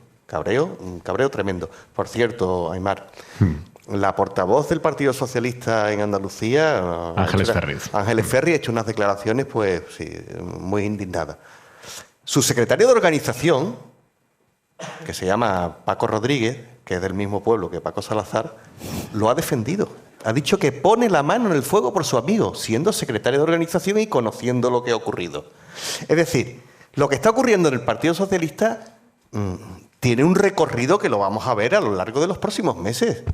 Yo creo que sucederá que las mujeres de dentro del Partido Socialista que han mandado, que son las que tienen cabeza para poner codo en esta situación, se van a terminar rebelando, porque esto es inasumible. Es inasumible. Caballero. Bueno, yo antes, cuando hacías, Luz, el repaso de las distintas leyes que han salido adelante, creo de justicia, ahora que se me ha pasado un poquito la furia de la intervención anterior, a mí sí que me gustaría recordar y reconocer por mi parte, profundamente agradecer la labor que ha hecho una mujer en este país llamada Irene María Montero Gil, exministra de Igualdad. A mí me parece que los melones que ha abierto, las conversaciones que ha abierto y las leyes que ha sacado adelante ese Ministerio de Igualdad, creo que a muchas y a muchos nos ha abierto los ojos y nos ha ayudado a soltar algún lastre que teníamos y con el que nos han educado, y abrir los ojos y abrir la cintura hacia otras cosas que nos pesaban y eran demasiado pegajosas para nosotros. Porque creo que no solo es la labor de muchas mujeres del Partido Socialista, también creo que ella, y por eso ahora echo tanto de menos también algo más combativo el propio Ministerio de Igualdad, aunque me consta que hay gente que está también profundamente triste y decepcionada con todo este asunto. Y me permito tirar un poquito de sarcasmo, si me permites, Aymar, para mandar un cariñoso saludo a todos estos compañeros de oficio e incluso políticos de derecha y de extrema derecha que están ahora convirtiéndose de repente en aliados feministas, esos que decían hace un cuarto de hora que una denuncia falsa puede joderle la vida a un hombre, en que ahora creen absolutamente a pies juntillas todo lo que tenga que ver con denuncias. Yo creo a las mujeres que han presentado esas denuncias, pero me permito saludar a todos aquellos que eran profundos escépticos y ahora de repente pues están diciendo: hermana socialista, yo sí te creo. En fin, a ver si nos lo aplicamos todos. Sí, la verdad es que está más extendido de lo que parece, no solamente en los partidos, en la prensa y en muchos otros sitios donde los señoros campan a sus anchas. Pero quería hacer otra reflexión con todo lo que está sucediendo estos días y que se ponía encima de la mesa. Claro, es tal el pim pam pum que está cayendo de todos los lados, que porque hoy estamos hablando de un lado, pero si hablamos del otro también está cayendo en el otro lado. Está el pim pam pum, que a mí lo que me parece es que al final, como antes decía Ángeles, hay un caldo de cultivo absolutamente fecundo para él. Todos son iguales, y también para el váyase todos. Y a mí lo que me preocupa de todo esto que está sucediendo, no solo que hay un partido que está teniendo problemas de corrupción, problemas de que no sabe qué hacer con el maltrato en muchas ocasiones a las mujeres cuando ha hecho bandera del feminismo o tantas otras, sino que en este ambiente de todo cruzado, el de que todo vale, todos contra todos, todos son iguales, la que pierde es la democracia. La que pierde es la democracia. ¿Por qué? Porque muchos de los ciudadanos están contemplando este pim pam pum como diciendo, miradlos, se están matando entre ellos y de nosotros no habla nadie y están esperando a que venga a lo mejor un salvador a salvarles políticamente. Y a mí me da mucho miedo la desafección política de la ciudadanía con todo esto que está sucediendo, porque también es el caldo de cultivo contra la democracia y para que avancen opciones políticas contra la democracia. Lo que no se puede entender tampoco es como un atenuante. Sí, claro, claro. Yo comparto ese peligro. Déjame que te diga una cosa. Esto de tú más, yo siempre he pensado que es un absurdo político. Es el que tú digas tú más y a ti también te pasa no significa que no pase también en tu casa. Lo que digo es que estos fuegos cruzados de unos contra otros en la parte de arriba, en la parte, digamos, macro de la política, a los ciudadanos les dejan mirando perplejos, que todos son iguales y eso apoya y es el caldo de cultivo de la extrema derecha. Sí, estoy de acuerdo. Que comparto ese temor que tienes, pero que lo que digo que no se puede entender como un atenuante. Y es cierto lo que dices, Luz. Vox está subiendo sin hacer nada. A Abascal le gusta trabajar poco, ¿no? Pero ha encontrado su ecosistema perfecto. Está sentadito, montando un caballo ahora en Extremadura. Que, por cierto, es increíble. Hay cosas de verdad que... no entiendo, o sea, yo nunca hubiera visto que en una comarca se manifestara la gente a favor de una central nuclear, por ejemplo, ¿no? Como ha ocurrido en Almaraz. Eso no me cabe en la cabeza, ¿no? Y tampoco me cabe en la cabeza que en Extremadura, como en Andalucía, alguien para hacer campaña política en unas elecciones fuera montado a caballo. Con lo que significa, vamos a ver, yo no sé qué significa en el norte montar a caballo, pero en Andalucía sabemos lo que es un tipo montado a caballo. Es un tipo que manda más que tú y por eso va a montar al caballo. Entonces yo flipo con que Vox sigue subiendo con este tipo de actitudes. Por cierto, no te digo nada lo machistas que son y además lo dicen y les votan las mujeres también. Es decir, que es un partido es que hay muchas mujeres machistas también. Claro, hay muchas mujeres machistas. Y hombres feministas, afortunadamente. Pocos. Sí. No tantos. Perdón. No, yo creo que efectivamente, que la extrema derecha tiene un caldo de cultivo muy bueno con esto de la corrupción. También tiene un clima internacional que le viene muy bien. El viento le llega de cola. Yo creo que vamos a un periodo oscuro, a un periodo político oscuro, porque el principal mandatario internacional, que es Donald Trump, está ahí, es eso, y yo creo que en España lo vamos a ver muy pronto. Posiblemente, si el PSOE pues no logra gobernar, pues veremos un gobierno o de coalición o un gobierno apoyado por un partido de extrema derecha. Oye, hoy, por cierto, en el último pleno del año en el Congreso se ha vivido, dentro de este jueves terrible para el Partido Socialista, se ha vivido un pleno agridulce para el Partido Socialista, porque Junts efectivamente le ha tumbado la senda de déficit diseñada por Hacienda como base para los presupuestos, pero al mismo tiempo el Gobierno ha ganado otras 5 votaciones importantes, como la que sube el sueldo a los funcionarios para este año y el que viene, o la aprobación definitiva ya por fin de la ley del ministro Bustinduy, la ley de atención a la clientela, que en teoría va a poner freno a las llamadas spam. Esto... ¿Te suena? Esto tendrán que verlo nuestros ojos. Bueno, pues esto lo ha aprobado hoy el Congreso en el último pleno de 2025. Josué Coello, buenas noches. ¿Qué tal, Aimar? Buenas noches. Se despedían hoy los diputados del Congreso hasta febrero y lo han hecho tumbando de nuevo la senda de estabilidad al Gobierno, como ya hicieron hace 2 semanas. Y lo han hecho exactamente igual que entonces, con los votos en contra de PP, Vox y Junts y la abstención de Podemos. Y aunque el Ejecutivo daba por hecho esta derrota, pone de manifiesto que ahora mismo el Gobierno no tiene una mayoría para poder aprobar unos presupuestos para el nuevo año. Una situación anómala que Hacienda y el PP se reprochaban mutuamente. María Jesús Montero y Juan Bravo. No se puede explicar que ofreciendo un mayor margen, algunos vayan a votar en contra. Solamente se puede explicar si hay un partido en esta Cámara o varios partidos en esta Cámara que estén instalados en el no por el no. Lo que ha venido a decir es que la culpa es de todos. No, la culpa de no tener objetivos es de su gobierno, el del señor Sánchez. Nosotros no somos sus socios. Nosotros no compartimos su política. Y para amortiguar este varapalo, desde el Gobierno asumen con normalidad ciertas derrotas parlamentarias a cambio de ganar otras, sobre todo en leyes más sociales que den cierta estabilidad para lo que queda de legislatura. Y hoy también ha sido un ejemplo. Se ha convalidado el decreto de ayudas para La Palma, el de la subida de sueldo de funcionarios y el de mayor margen de gasto para comunidades y ayuntamientos. Este último pactado con Junts. Además, se ha aprobado definitivamente la ley de atención al cliente y la ley de dependencias seguirá su trámite parlamentario. 5 victorias que Félix Bolaños celebraba al terminar el pleno. Hemos ganado el 90% de las votaciones. 5 leyes solo en el pleno de esta semana hemos sacado adelante. Con más de 50 leyes aprobadas en este Ecuador de la legislatura, el Gobierno se agarra a eso para que los socios no se alejen justo en un momento en el que empiezan a mostrar su preocupación por los casos de corrupción en el PSOE. Hace Josué, geometría variable, pero muy complicada, Luz. Qué difícil, ¿verdad? Para la gente de la Secretaría de Estado de Relaciones con las Cortes tiene que ser un verdadero infierno cada una de las semanas.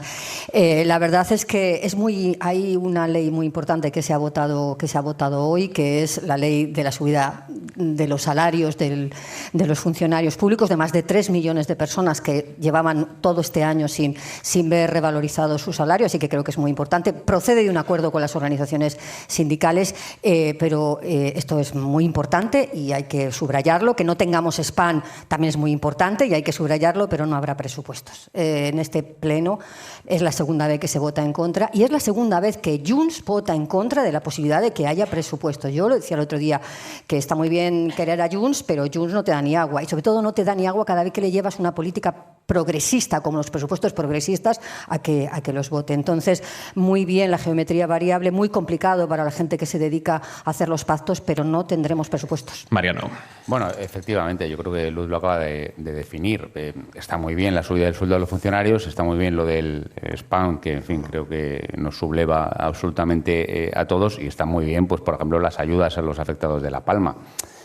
Pero bueno, eso es algo que hace el Parlamento, que lo puede hacer en cualquier otra situación que no sea tan anómala desde el punto de vista de la gobernabilidad como la actual. No quiero decir que eso no sea gobernar, porque sí lo es, pero evidentemente este Gobierno no tiene una vía de salida para lo que queda de legislatura. Y es que efectivamente, Junts ya se lo ha dicho, y además Junts se aprovecha de esa situación. Lo único que logra impulsar son medidas a las que los aliados tradicionales del Gobierno se oponen, por ejemplo, la multirreincidencia, y se aprueban con el voto de la derecha española, para entendernos, y de Junts per Catalunya, ¿no? Por lo tanto, de alguna forma, Junts es el que está jugando también en ese sentido. El Partido Socialista de la multirreincidencia va a salir con el PSOE. Claro, efectivamente, pero que ya la única vía que tiene Sánchez es hacer cosas incluso con la derecha. Que, por cierto, el presidente del Gobierno yo creo que pasó bastante inadvertido. Este verano él dijo algo así, lo cito de memoria, como que no había ni una mayoría progresista ni una mayoría de otro tipo en el Parlamento y que con eso había que jugar. Hombre, eso no es lo que habíamos dicho. Se había dicho que había una mayoría, la que le invistió a él, que era progresista, etcétera, etcétera, etcétera. Bueno, ya en verano se cambió el discurso, pero bueno, en fin, todo es una sensación de parches sobrevenidos para una situación que está colapsando políticamente. La situación es anómala. Va a terminar la legislatura sin aprobar un presupuesto y con unos presupuestos prorrogados que copien a un presupuesto que es de la legislatura anterior. Sin embargo, como habéis comentado... Pero del mismo gobierno. Sí, bueno, ya, pero... Sí, vale, no, ya, no, pero esto no es que, pero que no es que heredas un presupuesto del Partido Popular, quiero decir. Bueno, la anomalía es absoluta. El incumplimiento inconstitucional es absoluto. A partir de ahí, el presupuesto es del mismo gobierno. Vale. De un gobierno del mismo color. Bueno, pero de otra legislatura. Ahora bien, pero como habéis comentado, se ha aprobado una subida de sueldo de los funcionarios, se ha aprobado una subida de las pensiones, se hacen obras, se inician nuevos proyectos. Es decir, se puede gobernar sin presupuestos y se pueden hacer nuevas obras sin presupuestos, porque se hacen mediante ampliaciones de crédito. ¿Cuál es el problema? Que es un método absolutamente opaco. Como no hay presupuesto, el resto de los administrados no sabemos realmente con qué trabaja este gobierno. Pues el gobierno trabaja a golpe de ampliaciones de crédito y sí, puede subir el sueldo de los funcionarios, le puede subir el sueldo de los pensionistas, pero no sabemos en qué se va a gastar el gobierno todo su presupuesto durante un año, porque no hay un papel que lo explique. No hay un papel, y así vamos a cumplir 3 años. Juanma, fíjate además lo que tú has dicho, que no lo digo por ti, sé que no lo has dicho con esa intención, pero es que el hecho de trasladar la idea de que empiece a cuajar eso de que, bueno, no pasa nada si no hay presupuesto. No, claro, es grave, se puede hacer técnicamente, pero es gravísimo porque es absolutamente opaco. Y es grave también, creo, desde el punto de vista de lo que hablábamos antes, es gasolina para la antipolítica, ¿no? Sí. Porque la antipolítica también puede decir eso, ¿no? Si no hacen falta ni presupuestos, ¿no? En ese sentido, también es un mensaje negativo, creo yo, ¿no? Luz, tú que eres experta en trabajo y ahora que hablamos de los salarios, ¿en qué punto está ahora mismo la negociación para la subida del salario mínimo? Bueno, hoy se ha conocido el informe de los expertos, que como se sabe... Entre un 3,1 y un 4,7, sí, ¿no? Pero la franja no es que se confunda, no que haya una diferencia, es que si se sube el 3,1, que subirá a 1.221 euros al mes por 14 pagas, no será sin tributar por él, y si se sube el 4,7%, que serán 1.240 euros por 14 pagas, será si se tributa por ellos. Yo soy de las que piensan que la subida del salario mínimo interprofesional es una de las mejores políticas feministas, esta sí que existe, porque más del 25% de las personas que perciben el salario mínimo interprofesional son mujeres, de forma que cuando se sube el salario mínimo, sobre todo se sube el salario de las mujeres y de los... Más del 25, ¿no? Sí, en los percentiles, el 25% de las personas que perciben solo un salario mínimo interprofesional son mujeres. Entonces, claro, cuando se sube el salario mínimo interprofesional, esta es la encuesta, perdón por la pedantería. No. Es la encuesta de estructura salarial anual. Perdona, es que no lo estoy entendiendo. O sea, ¿y el 75% son hombres? No. Estamos computando el 100% de las personas que perciben salario, ¿cuántas perciben solo un salario mínimo interprofesional, 2 salarios mínimos interprofesionales, 3 salarios mínimos, 4 salarios? A medida que va subiendo la escala salarial, hay más señores que señoras. A medida que vas bajando, el 25%, el de abajo, ahí la gran mayoría son mujeres. Con lo cual, cuando subes el salario mínimo interprofesional, subes fundamentalmente el salario de las mujeres. Yo soy de las que piensan que además debe tributar, debe normalizarse la subida del salario, pero claro, ahora tenemos frente a este grupo de expertos, tenemos los empresarios que dicen que tiene que subir un 1,5%, es decir, por debajo del IPC. Y gracias, dicen un 1,5%. Que ya hemos alcanzado el salario del 60%, y los sindicatos que piden un 7 y pico, un 7,5%. Bueno, todavía no se sabe. Lo que sí quiero decir es que no se necesita el acuerdo ni de empresarios ni de sindicatos, porque esto sí, y por ley, es una prerrogativa del Gobierno, la subida del salario mínimo interprofesional. Yo creo que estará en torno al arco alto del grupo de expertos. O sea, en torno al 4,7. En torno al 4%. Tributando para que ya las personas que perciben el salario mínimo interprofesional entren, que son la mayoría, en la normalidad. Además, en algún momento va a tener que pasar. Claro, en la normalidad de la tributación. Seguimos en Hora 25. La ropa para mañana, Jordi Carbó, buenas noches. Buenas noches. Tenemos que volver a recuperar la ropa para la lluvia en el oeste de la península. Ya llueve en Galicia. Durante la madrugada esta lluvia se extenderá a todas las provincias que limitan con Portugal, y mañana también en el entorno del Golfo de Cádiz, así como en la provincia de Málaga. En el resto del país, sobre todo en la mitad este de la península y en Baleares, más sol que nubes. En Bilbao, por ejemplo, no esperamos que llueva, incluso con temperaturas todavía cercanas a los 20 grados, pero sí que en el Mediterráneo, en algunos algunos momentos las nubes dejarán chubascos. Y cuidado en Canarias, porque mañana, pero sobre todo el fin de semana, la situación se va a complicar mucho, con viento muy fuerte, marcado oleaje y lluvia que en muchos momentos será de carácter torrencial. Carbó, hasta mañana. Adiós, buenas noches. Y ahí media el larguero con Manu Carreño. Muy buenas, Manu. Hola, Aimar, ¿qué tal? Con la noche de fútbol europeo acaba de terminar en Balaídos la derrota del Celta en casa 1-2 ante el Bolonia. Empezó ganando el equipo gallego, pero ha terminado perdiendo 1-2.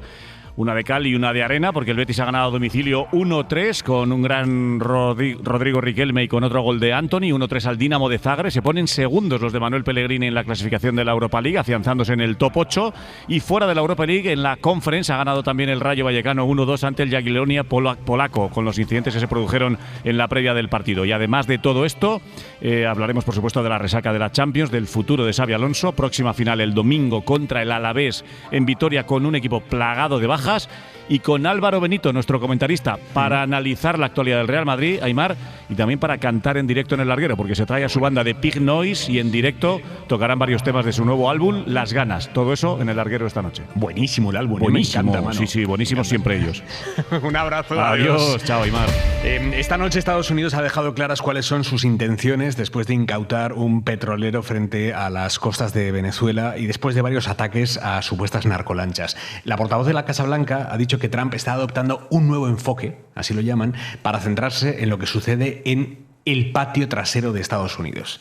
Es una especie de imitación de la doctrina Monroe, la de América para los americanos. Trump busca aumentar al máximo la tensión con Maduro. Según Reuters, se está preparando para incautarse de más buques petroleros, que son fundamentales para la economía venezolana. Y al otro lado del mundo, en Oslo, hoy ha reaparecido la opositora María Corina Machado, ganadora del Premio Nobel de la Paz, que llevaba 11 meses escondida del chavismo.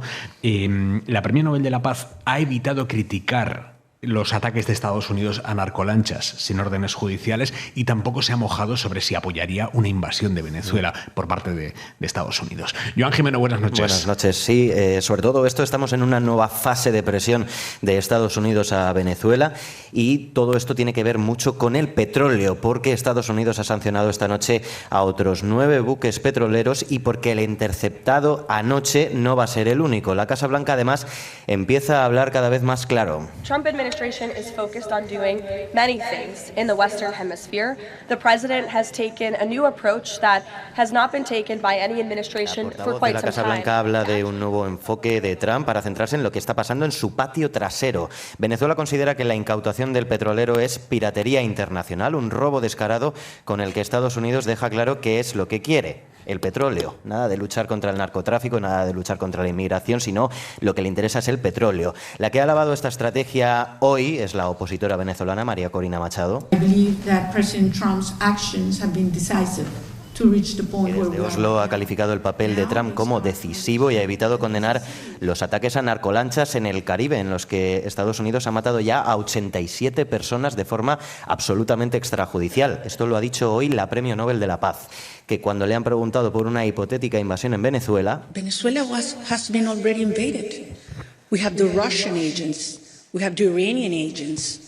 We have terrorist groups such as Hezbollah, Hamas. Ha dicho que Venezuela ya ha sido invadida por agentes rusos, iraníes o grupos como Hezbollah o Hamas. Con todo esto sobre la mesa, Putin ha llamado esta tarde a Maduro para mandarle apoyo para defender la soberanía nacional frente, ha dicho, las crecientes presiones externas. Jimeno, gracias. Hasta luego.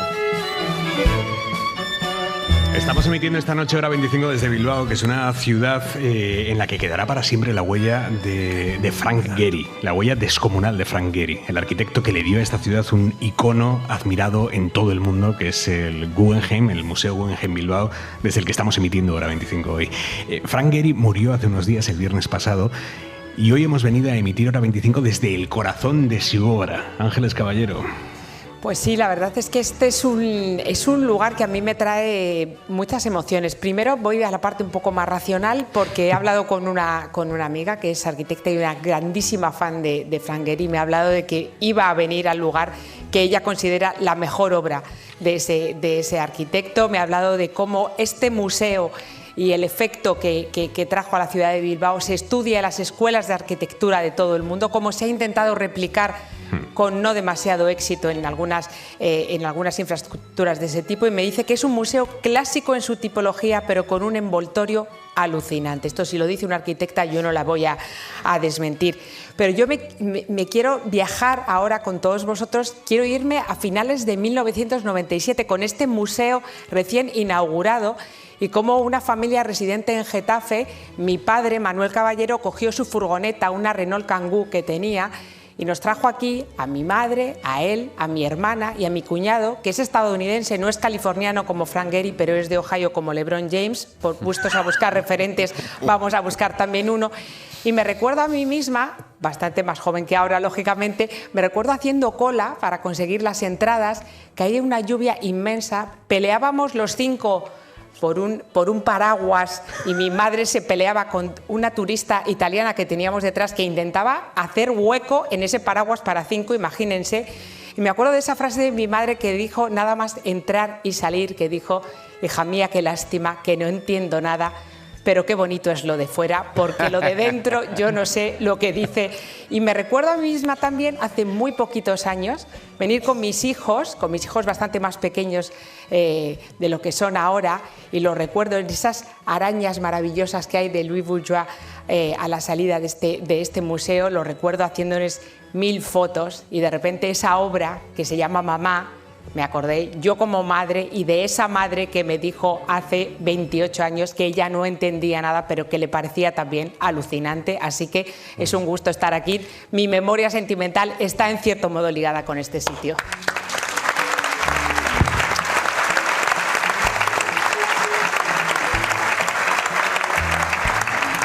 Una de las personas que participó y que tuvo peso en la historia de amor entre Frank Gehry y Bilbao fue Ivo Nareso. Muy buenas noches. Buenas noches, Gabón. Gabón, arquitecto urbanista y exalcalde de Bilbao. Le agradezco mucho que esté con nosotros hoy, esta noche aquí. Bueno, para mí es un placer. En el Guggenheim Bilbao.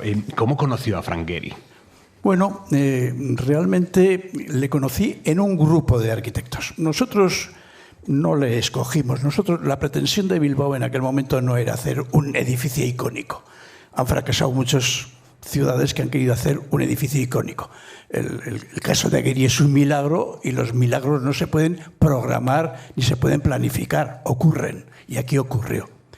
Realmente nosotros lo que queríamos, estábamos absolutamente hundidos, toda la industria se había caído, un paro del 25% en el área metropolitana, teníamos que cambiar todo ese chasis físico de una ciudad industrial, fea, sucia, para generar empleo. Nosotros no nos preocupaba entonces el medio ambiente, era primero comer y luego filosofar, y tuvimos que echar mano del medio ambiente, evidentemente, para cambiar esa ciudad y atraer las actividades terciarias que nos tenían que dar el empleo.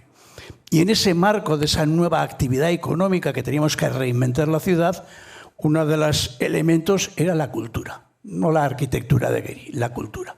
Y realmente la apuesta que se hizo en Bilbao es que cuando nos enteramos que la Fundación Guggenheim quería desembarcar en Europa, pues dijimos, oye, veniros a Bilbao, que nosotros necesitamos, digamos, en nuestra estrategia, establecer elementos culturales.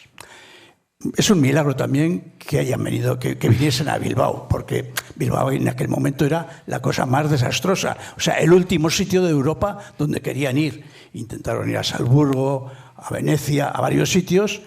¿Y por qué llegaron a Bilbao? Pues porque todo el mundo les dijo que no. Y o se casaban con la fea, que entonces nosotros éramos la fea, o se volvían solteros a Nueva York.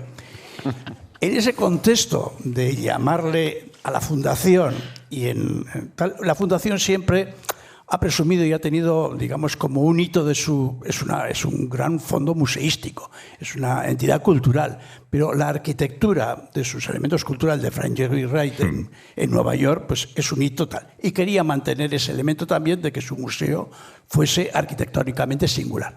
Y no es que le trajo a Gehry, le trajo a 4 o 5 arquitectos de mucho prestigio, Pei, el de las pirámides de Louvre, Arata Isaki, una serie de arquitectos, y a todos ellos les hizo una especie de consulta. Y Gehry hizo pues, su propuesta, una cosa muy gráfica, muy ilusionante, pero que no sabíamos exactamente qué es lo que iba a salir de allí. Y a Gehry le conocí en ese conjunto de arquitectos que alrededor de Thomas Krenz, de la Fundación Guggenheim, aparecieron por Bilbao cuando les invitamos a venir. ¿En qué momento supo usted que eso era el milagro del que me ha hablado? De que lo que se estaba levantando aquí era una cosa mucho más grande que un edificio. Prácticamente cuando la obra ya estaba avanzada. Para ver el impacto que eso ha tenido, vuestra compañera ha hablado de una arquitecta que dijo que era una obra singularísima. A nosotros, Philip Johnson, que es el primer arquitecto, es un arquitecto muy famoso, el primer premio Pritzker. Para la gente que no sepa lo que es el premio Pritzker, es como el Nobel de la Arquitectura, el primero que tuvo ese premio, Philip Johnson, que además fue el arquitecto que llevó los temas de arquitectura en el MoMA, en el Museo de Arte de Nueva York, dijo que el edificio de Frank Gehry, no la obra de Frank Gehry, sino el edificio del Museo Guggenheim en Bilbao, había sido el edificio más importante de ese momento, vamos, del momento, del final de la arquitectura del siglo XX. Y eso nos puso en el mapa mundi. Es decir, ha tenido unas consecuencias económicas muy importantes y anímicas para una sociedad que estaba absolutamente derrotada y sin fe en el futuro. Y me he perdido un poco. ¿Realmente los bilbaínos en algún momento han necesitado más ego? ¿Quién? Era una... Si los bilbaínos necesitábamos más ego. Sí. Bueno. Ahora es cuando me linchan aquí. No. Es una bilbainada, pero ojalá tengamos muchas bilbainadas de estas. Yo de esta no me arrepiento. Evidentemente a Gehry le debemos muchísimo y voy a contar una anécdota. A Gehry se le puso un puente en construcción, se le dio su nombre. Yo es la única persona que conozco en el caso de Bilbao. No sé si en otras ciudades habrá alguien que ha entrado en el callejero de la ciudad estando vivo. Es la única persona que ha entrado. Y entonces, bueno, yo aparte le tenía un cariño terrible, era una buena persona. ¿Cómo era? ¿Cómo era él? Pues era bastante sencillo. Yo he tenido, digamos, ha habido más arquitectos con los que hemos trabajado, colaborado, y algunos se te subía la peana y se ponía la corona laurel. Gehry no. Gehry era bastante tratable y en ese sentido se hacía querer. Y luego además él nos quiso mucho. Aparte de lo que nos puso en el mapa mundi y de la importancia que tuvo para Bilbao el museo, yo creo que disfrutó mucho de nuestra gastronomía, de nuestra compañía. Estuvo incluso a punto de hacerse en Urdaibai, en la reserva del Urdaibai, de hacerse algún tipo de residencia o de vivienda. Hubo un cierto enamoramiento entre la persona Gehry, no el arquitecto, sino el persona Gehry, y Bilbao y este entorno. ¿Cómo trabajaba él?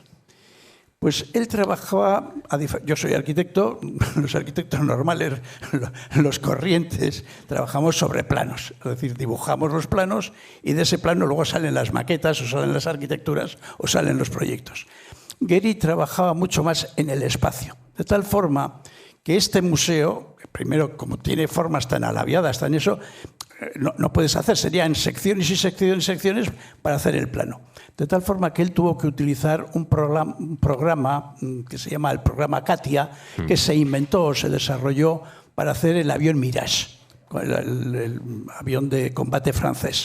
Y en esos aviones, pues las pruebas que tienen que hacer en los túneles de viento, etcétera, lo que hacen es pasar de la forma, de la forma aerodinámica al plano. Entonces, Gehry trabajó en maqueta, trabajó en el espacio y con ese programa que estaba hecho para el Mirage pasó de esas maquetas y de esas formas del espacio al plano porque al revés era imposible. Al revés de todos los arquitectos normales. ¿Hubo momentos de crisis durante la obra que usted dijera, ojo, esto descarrila, esto no sale? No.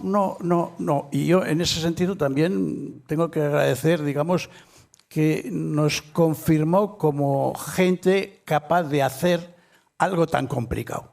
El auditorio Disney, que también tenía este tipo de formas, que se hizo, era un proyecto anterior de Frank Gehry, pero los americanos no se atrevieron a construirlo. Estaba el proyecto, decían que era incontrolable en tiempo y sobre todo en plazo y presupuesto, que no sabían, tú empezabas a gastar y no sabías lo que te iba a costar.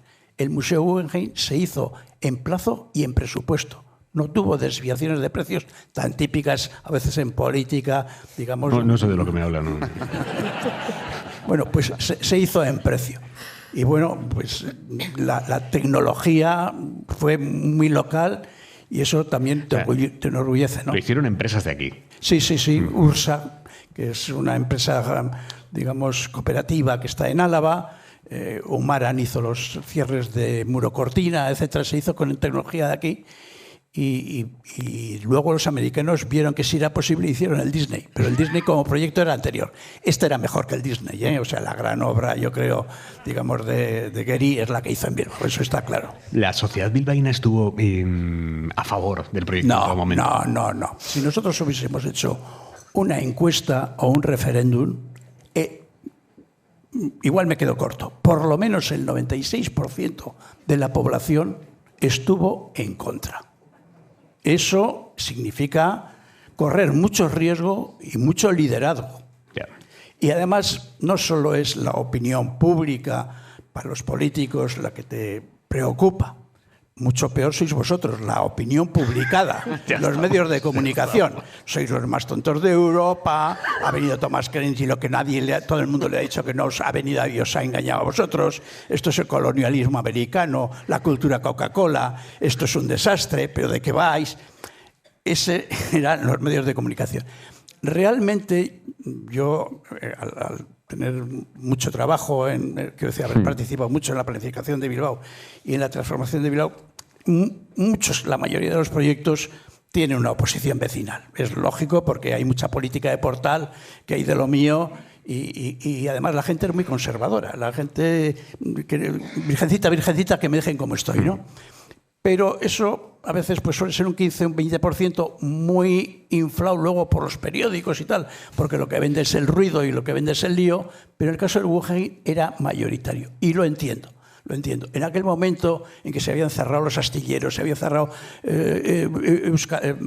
Altos Hornos, se había cerrado toda la industria, muchas familias, ni un solo miembro de la familia tenía empleo. Por eso he dicho lo de Primero Comer, luego con todas las derivadas, digamos, de la droga, de la heroína, del caballo. Fue una época terrible para la sociedad vizcaína, una sociedad industrial que había sido rica, muy fea, un sitio poco agradable para vivir, pero muy rica, con mucho empleo. Y eso se hunde y evidentemente, digamos, teníamos que salir de esa situación. Y en ese momento, lo que no se entendía por parte de la población que estaba viviendo eso es que los recursos públicos disponibles, los que no están en el gasto corriente, los que no tengo que dedicar a la sanidad, a la educación, a la policía, etcétera, lo que yo puedo gastar no estuviese destinado a generar ayudas al aparato productivo, a generar empleo, y que en ese momento se gastasen 133 millones de euros en hacer un museo de arte moderno y contemporáneo, se entendió que era una frivolidad. Pero vosotros, ¿de qué vais en este momento a hacer un museo de arte moderno? Que eso no es lo que hay que hacer ahora. No entendieron que evidentemente un museo sí que es un hecho cultural por naturaleza, pero que la apuesta tenía un potente contenido económico. Y eso se demostró. Si costó 133 millones de euros el museo, el primer año el Producto Interior Bruto del País Vasco, generado exclusivamente por la existencia del museo, produjo 144 millones de euros. ¿En un año ya? El primer año de funcionamiento. No hay actividades que no sean pelotazos económicos que en menos de un año recuperen la inversión. Y dices, voy a ser retórico, dices, yo como administración, ¿y qué hay de lo mío? Yo he puesto 122 millones de pesetas, de euros, y la 132, y la sociedad ha recuperado 144, ¿qué hay de lo mío? Es retórico porque el dinero no es de la administración, es de la sociedad. Pero eso ha generado impuestos. En 5 años, la administración, con los impuestos generados por la existencia del museo, amortizó los 133 millones de euros de inversión. Eso es un milagro económico y eso es el milagro Geri. Usted ahora cuando pasa por aquí, cuando pasea y pasa por al lado del Guggenheim, ¿usted qué siente? Hombre, yo no digo que lo tengo amortizado porque... No, quiero decir, yo vivo cerca, no lo tengo amortizado porque además parecía que también podía haber sido un elemento, una explosión, un evento internacional de un momento, del año 97. Cuando me habéis preguntado... ¿Qué efecto tuvo? Un poco antes de la inauguración, que se inauguró en el 97. Por cierto, se inauguró con Iñaki Gabilondo admitiéndolo hoy por hoy aquí, en el Guggenheim. Sí.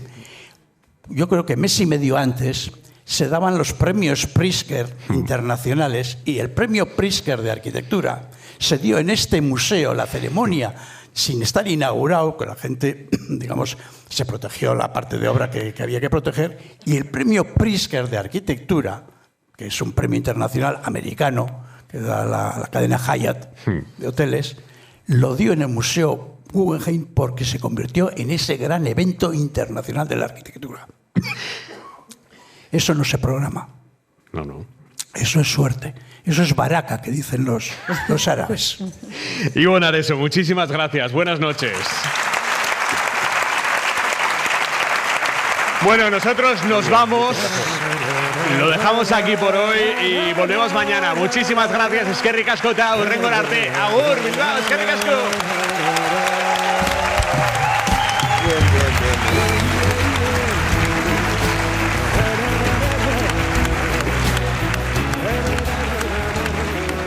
Para no perderte ningún episodio, síguenos en la aplicación o la web de la SER, Podium Podcast o tu plataforma de audio favorita.